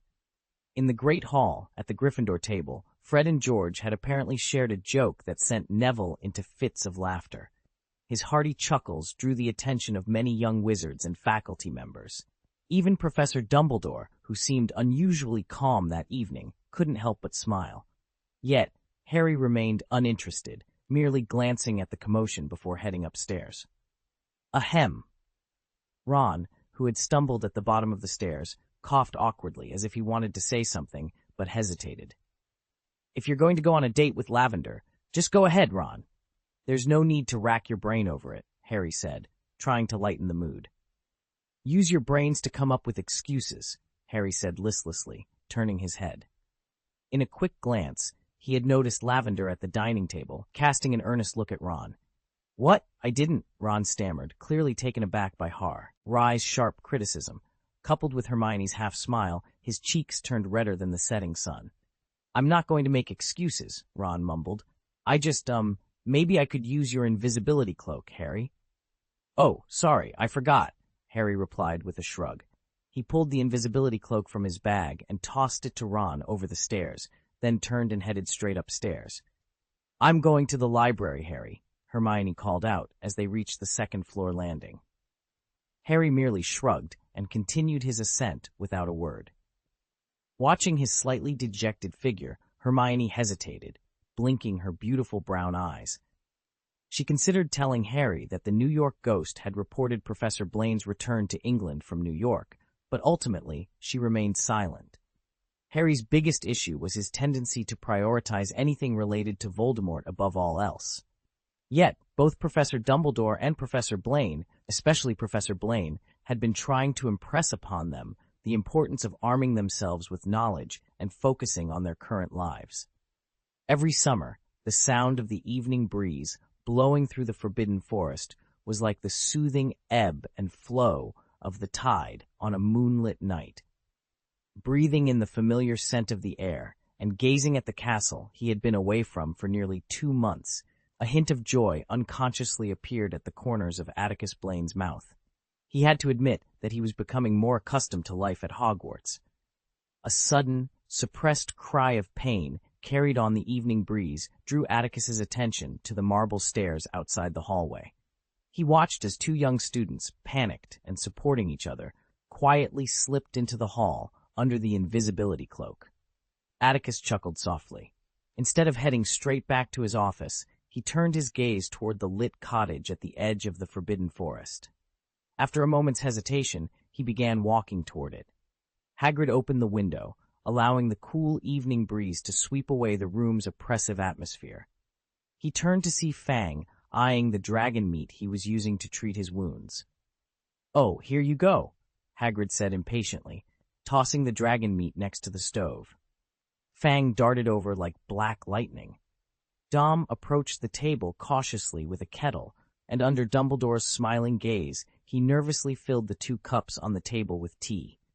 Without waiting for Dumbledore's thanks, he retreated into the shadow of the cupboard, anxious not to be a nuisance. Atticus, lost in thought as he stared at the oil lamp, didn't notice Dom. "That's the thing, Professor Dumbledore. Professor Blaine," Hagrid said, sitting down on the bed, which creaked under his weight. His eyes, shiny like black beetles, were filled with sadness. "Gallop took the remaining giants. I reckon the Death Eaters must have taken them. I had to bring Grop back. I couldn't leave him there. Gallop wouldn't let him go. Sorry, Professor Dumbledore. I messed up." "No need to apologize, Hagrid," Dumbledore said after a few moments of silence, his expression softening. "I believe you did your best. This was my oversight. The Death Eaters offered the giants something I could not. As for your brother, Hagrid, keep him in the Forbidden Forest for now. I trust you to take good care of him. It is indeed your responsibility." Tears welled in Hagrid's eyes as he pulled a handkerchief from his pocket and blew his nose loudly. Dumbledore's words had touched his heart. The situation weighed heavily on Atticus Blaine's mind. Giants were a formidable force, and if they appeared on the battlefield, it would be akin to a swarm of fire dragons charging in. Their presence would have a significant deterrent effect and could severely impact the morale of their allies. Atticus, in his heart, wished to address this crisis before it escalated. He was willing to make another journey to the giant tribe without hesitation. However, a glance at Hagrid, whose shoulders trembled slightly at the edge of the bed, made Atticus sigh inwardly and abandon the thought. Dumbledore seemed to sense Atticus's internal struggle. In the dim light, his piercing blue eyes met Atticus's gaze. "Let's set that aside for now, Atticus. We have new troubles to deal with," Dumbledore said, his demeanor calm despite the circumstances. He reached into his pocket and produced a letter, handing it to Atticus. "This arrived from the Ministry of Magic. An owl delivered it to my office this morning." Atticus unfolded the letter and read its contents. As he scanned the words and noted the minister's seal in the lower right corner, a wry smile crossed his face. "They want to send people to Hogwarts. Did they even bother to ask for my opinion?" End of this chapter. Chapter 978, Going with the Flow. A gentle breeze swept through, causing the oil lamp hanging beneath a wooden beam to sway slightly. The flickering light cast dancing shadows on the faces of Dumbledore and Atticus Blaine, who sat on opposite sides of the wooden table in Hagrid's hut. The interplay of light and shadow lent an unexpected fierceness to their expressions, which usually embodied tolerance and majesty. "So, are you saying?" Dumbledore's silver beard swayed gently as he spoke, his voice calm and measured. "Are you going to refuse?" "I see no reason to accept the Ministry of Magic's blatant attempt to plant spies at Hogwarts," Atticus replied candidly. "Rather than allowing them in and causing us trouble, it's better to turn them away. But you know Cornelius is determined to meddle in Hogwarts affairs. Neither you nor I can stop him with a simple refusal," Dumbledore continued, his tone acknowledging the harsh reality. Despite his words, Atticus sensed that Dumbledore shared his distaste for the Ministry's interference. Atticus understood that Dumbledore's stance wasn't born of sectarian prejudice or a desire to protect his authority as headmaster. If that were the case, Dumbledore wouldn't be the man he was. More importantly, Dumbledore wanted to shield Hogwarts' educational activities from political strife.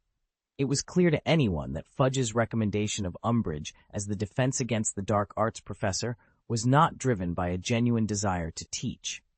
Atticus tapped the table rhythmically with his fingers, lost in thought. Rejecting the ministry's request was straightforward, but the political confrontation underlying the issue couldn't be exposed. According to the Charter, the Ministry of Magic has no right to interfere in Hogwarts' teaching affairs. The authority to appoint professors belongs to the headmaster, unless... Atticus began. "Unless the ministry enacts laws to claim that authority," Dumbledore interjected, his eyes slightly cold. "But we both know, Atticus, that this isn't the real issue. If I tell Cornelius that his senior deputy minister is unsuitable for the position, he'll push for new legislation. He has the power to do so as Minister of Magic. Competing with him on this front would leave us at a disadvantage." Atticus nodded in agreement. Dumbledore's assessment was accurate. He also believed Fudge had anticipated this scenario before sending the ministry's letter. If Hogwarts rejected the proposal, Fudge would likely use the Legislative Council to push for new laws. With greater political power and control over the Daily Prophet, Fudge had the upper hand. Atticus could only resort to threatening the wizards in the Legislative Council to prevent new legislation. However, such a tactic would ultimately compromise his own dignity. Silence enveloped the room, and Hagrid ceased his quiet sobbing, careful not to disturb Professors Dumbledore and Blaine as they deliberated over this serious matter. "Perhaps it's time." Atticus broke the silence, meeting Dumbledore's curious gaze.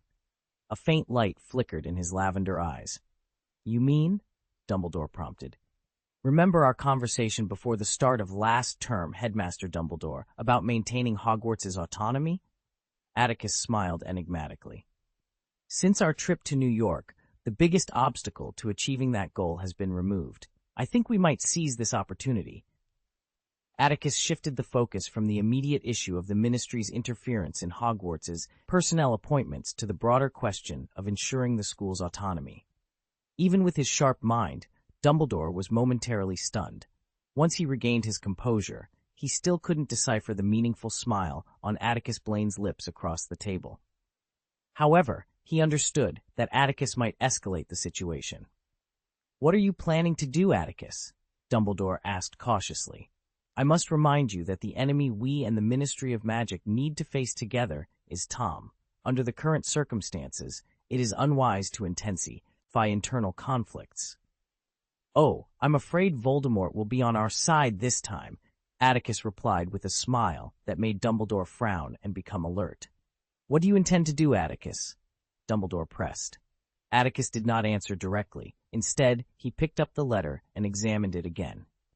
"The official letter does not specify a deadline for your response, Headmaster Dumbledore. I hope you will withhold your reply to the Ministry of Magic for now. Before that, I need to visit Lucius Malfoy."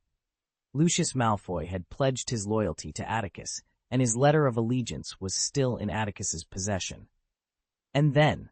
Dumbledore asked, glancing towards the castle with a hint of urgency in his voice.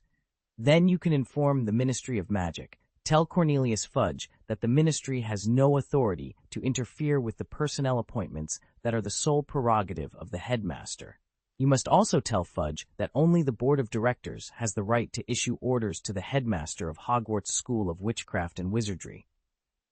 Hagrid, who was sitting nearby, clutched his dirty handkerchief and listened in a daze. Dumbledore's blue eyes suddenly brightened after a brief moment of cloudiness. "You plan to do this, Atticus. It can indeed achieve your goal, but it seems—" "I'll have Lucius Malfoy set a trap for Fudge," Atticus said with a mysterious smile, glancing out the window towards the castle. Then he stood up and stretched, his expression turning cheerful. He looked at Hagrid, who was blinking his clear yet blurry eyes. "Well, goodbye, Hagrid. I've had a tiring journey, and I'd better get a good night's sleep before starting my new job. The same goes for you, of course." "Oh." Hagrid stood up in confusion. "Are you planning on going back, Professor Blaine? Well, do you want some more tea?" "Thanks for your kindness, Hagrid, but drinking too much tea before bed isn't wise," Atticus replied, walking out the door with his suitcase. "Atticus is right. You really need a good rest for a few days, Hagrid," Dumbledore added gently. "I can allow you to start your course next Monday so that you don't have to deal with the potentially embarrassing concerns of curious students." He glanced at the bruises around Hagrid's eyes and smiled playfully. "Besides, you'll also need a few days to help your brother adapt to the new environment." "Oh, thank you so much, Professor Dumbledore," Hagrid said in a muffled voice. The two of them walked side by side across the lawn, dimly lit by the moonlight. The sound of the light breeze accompanied them towards the castle. They ascended the marble steps without looking around. Suddenly, a short cry filled with pain shattered the night's harmony, and Dumbledore and Atticus stopped immediately. Dumbledore's eyebrows furrowed slightly as he squinted and scanned the vast grounds. Finding nothing, he turned to Atticus, who wore a blank expression. "What do you think that noise was, Atticus?" "Maybe an owl," Atticus shrugged. "You know, Headmaster Dumbledore, owls are nocturnal creatures. They like to move around at night." "A very wise inference," Dumbledore replied, his silvery breath visible in the cool air, his expression solemn. "I hope this owl can return to the owlery safely." As the two figures ascended the stairs and vanished into the hallway, the faint hum of mosquitoes and flies was drowned out by the whistling wind, lulling everything into a peaceful slumber. Whoosh! Half a minute later, on the lush lawn a few dozen feet from where Atticus Blaine and Dumbledore had just stood, Hermione suddenly threw off her invisibility cloak and leaped from Ron's back. Ron, in turn, dismounted from Harry's back. "Phew," Ron exhaled, wiping the cold sweat from his forehead. "Luckily, they mistook us for owls." "Your intelligence must be on par with an owl's," Hermione retorted angrily. Professor Dumbledore and Professor Blaine had clearly heard the hints, tacitly allowing the trio to visit Hagrid, but they hoped the three would return to their four-paw beds as soon as possible. Ron explained this to the bewildered Hermione, who quickly turned her attention to Harry. He lay on the ground, his face pale and his green eyes lifeless. Harry's appearance left Hermione momentarily stunned, but she quickly regained her composure and asked worriedly, "Your scar is hurting again, isn't it, Harry?" Chapter 979, Useless Occlumency. Harry, Harry? A voice echoed in Harry's ears, filled with anxiety and concern. What's going on, mate? Another voice, slightly confused, reached him. Is Hermione right? Is your scar hurting again? The voices alternated in Harry's mind, sounding both near and distant, as if they were part of a dream. Two figures wavered desperately before his eyes. Harry blinked hard, trying to focus. His muddled consciousness left him unsure of how much time had passed, but suddenly, his senses snapped back into place. With a sharp intake of breath, Harry sprang up from the ground, as if he were a drowning man finally breaking the surface. He bent over, gasping for air. Are you all right, Harry? Are you back with us? Hermione's voice was urgent as she patted his back with surprising force. Harry winced, feeling as though she might break his spine. He appreciated her concern, but at that moment he would have preferred her to stand quietly, like Ron, who was at a loss for what to do. I'd rather not spend the rest of my life in a wheelchair, Hermione, so could you ease up a bit? Harry managed to say once he regained his composure. Hermione immediately stopped, covering her mouth with her hands as tears welled up in her eyes. The incident had clearly shaken her, but Harry had no time to comfort her. As his breathing steadied, he instinctively touched the scar on his forehead. He realized that in the unknown span of time that had passed, his hair had become damp with sweat, as if he had just stepped out of a shower. He could only imagine how pale and ghastly he must look. I saw him, Harry exclaimed, wiping the sweat from his face and pulling at his collar to let the cool breeze soothe him. Who? Ron asked, his voice trembling as if he had seen a ghost. Voldemort, Harry replied without hesitation. Ron took a step back, his face turning ashen with fear, while Hermione remained calm, as if she had anticipated this. Just like last summer, I saw Voldemort. This isn't a hallucination, it's real. Back then I saw Voldemort and Vitia Cleona murder an elderly muggle in an old house. It was later confirmed to have happened, so this must be true as well. Harry explained, fearing that Hermione and Ron might dismiss his vision as a figment of his imagination. You mean you saw Voldemort killing again? Ron asked, biting his lip, his eyes filled with unspeakable fear. No, Harry said, recalling the strange emotions that had surfaced when Voldemort's image appeared. He didn't kill anyone this time, but— Harry paused, trying to find the right words to convey what he had seen. I saw a man I didn't recognize kneeling before Voldemort, saying something. I couldn't hear it clearly, but it seemed related to Professor Blaine. Voldemort was furious and ordered him to investigate. The man was terrified. Oh, and I saw Lucius Malfoy there too. Malfoy's father? Hermione frowned slightly. Where were they? Harry squinted, trying to recall the scene. It wasn't as vivid as his previous dream.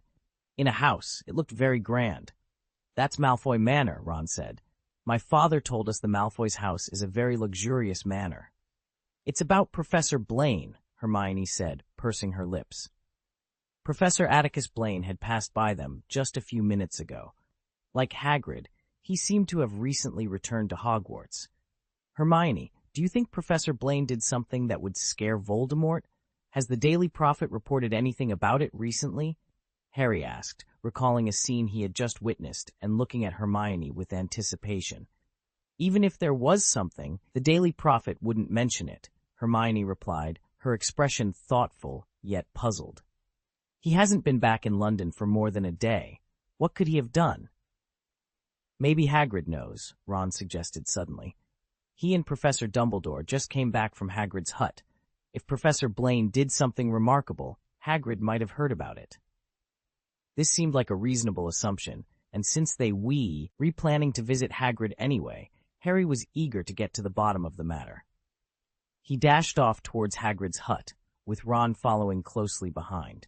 Hermione hesitated for a moment, considering whether to advise Harry to inform Professor Blaine or Professor Dumbledore about their suspicions, but she decided to hold off for now and hurried after them.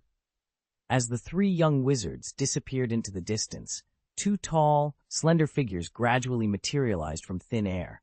Dumbledore's gaze lingered on Harry until he vanished into Hagrid's hut. Then he turned to Atticus Blaine, his expression filled with concern. It's clear that the mysterious connection between Harry and Tom is growing stronger, Dumbledore remarked, his voice tinged with worry. This was expected, Atticus replied, a furrow forming between his brows. Both men understood why Harry could glimpse Voldemort's experiences and the potential harm this connection posed to him. Do you think occlumency could help Harry resist this connection?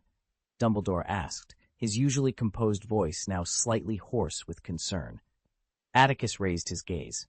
I'm afraid not. You and I both know, Headmaster Dumbledore, that while occlumency is effective against mental invasion and protecting one's mind, the bond between Harry and Voldemort is more enigmatic, a connection at the soul level.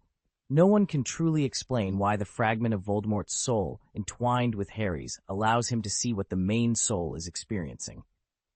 Dumbledore fell silent, his drooping eyebrows and beard giving him a somber appearance. Atticus, too, was lost in thought. I went to Gringotts this morning to help Amelia open a vault, Atticus began, breaking the silence. I also suspected that the Slytherin emblem Newt retrieved from the basilisk might be the key to Slytherin's vault, so I went to verify my theory. Dumbledore, momentarily distracted from his worries about Harry, looked at Atticus with surprise. And your theory was correct? Yes, it was indeed the key to Salazar Slytherin's vault, Atticus confirmed, still frowning. It's a complex matter. I received some assistance from the vault that enhanced my magical abilities. Unfortunately, I can't show it to you. The effect has dissipated, and I can't replicate it at the moment. Does Tom know about this? Dumbledore asked, his blue eyes flickering with numerous thoughts, though he temporarily set aside his doubts to focus on Atticus's account. I encountered Theodore's father at Gringotts. He likely sought out the goblin named Bogrod, who guided me there. I don't believe he used any illegal means against Bogrod. Otherwise, Voldemort wouldn't have tasked Old Knot with investigating him.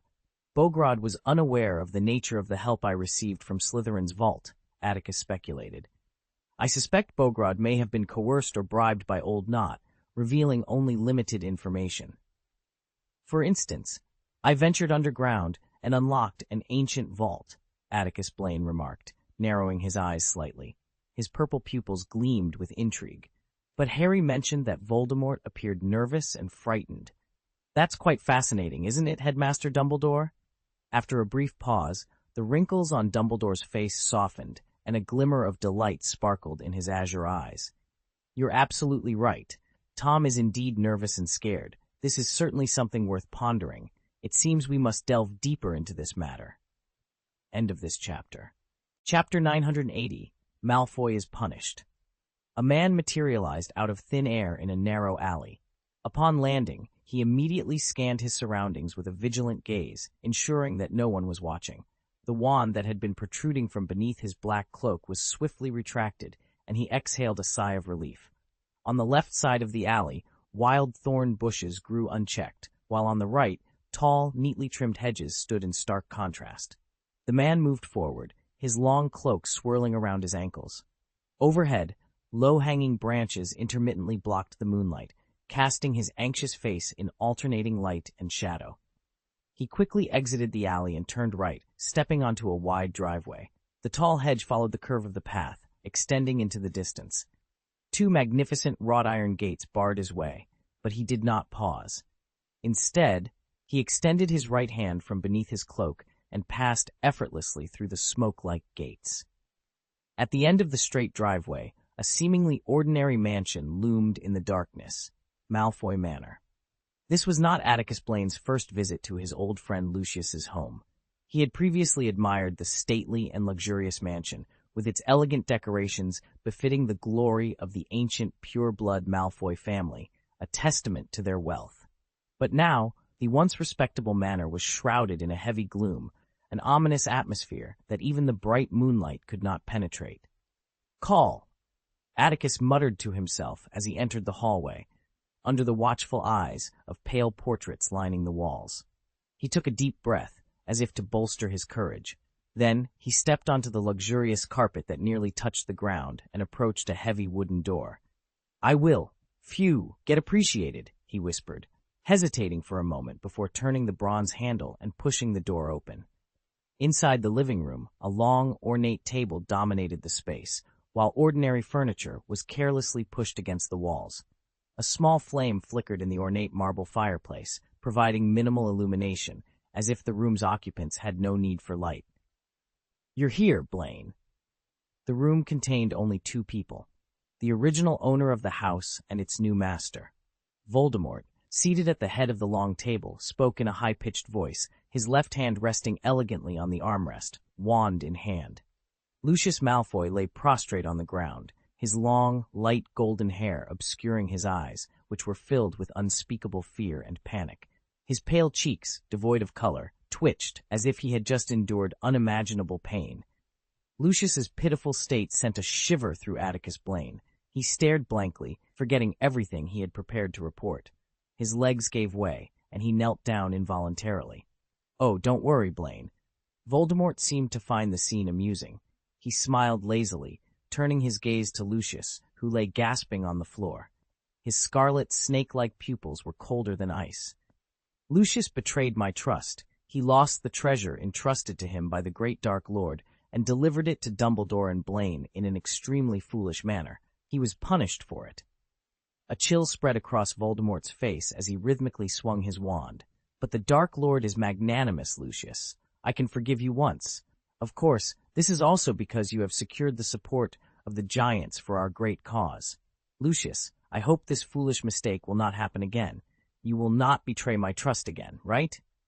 Thank you for your magnanimity, my lord." Lucius dragged his disheveled body to Voldemort's feet and kissed the hem of his robe, his gratitude mingled with desperation. How to extract information. Voldemort's voice was sharp, slicing through the air like a blade. His eyes, glowing with a menacing red light, bore into Old Knot, who quivered under the intensity of his gaze. Old Knot swallowed hard, his throat dry and constricted. "Master, I did everything I could. The goblin was terrified, but it refused to divulge more. It feared Brian's wrath more than anything I could threaten." Voldemort's expression twisted into one of disdain. "Atticus Blaine," he muttered, the name dripping with contempt. "He has always been a thorn in my side, meddling where he shouldn't, and now he's prying into matters that do not concern him." Lucius Malfoy, standing to the side, shifted uncomfortably. He knew all too well the consequences of failing the Dark Lord.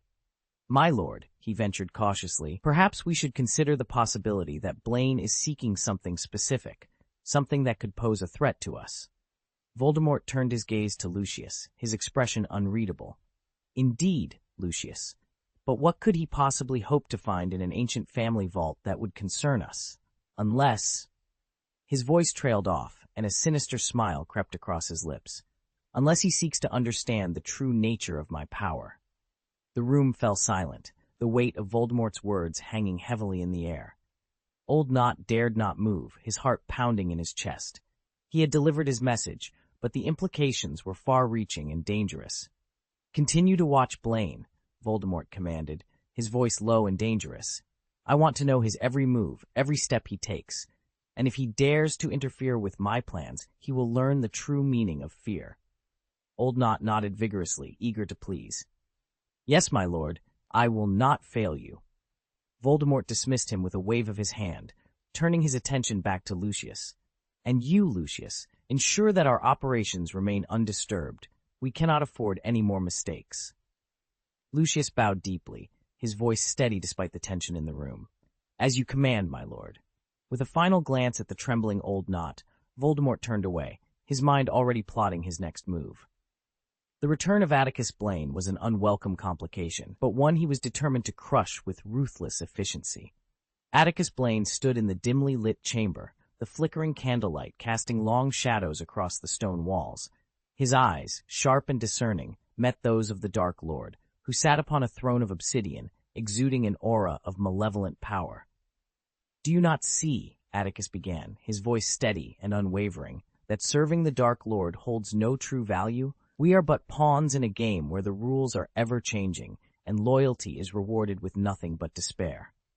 The Dark Lord's gaze was inscrutable, a mask of indifference that betrayed no hint of emotion.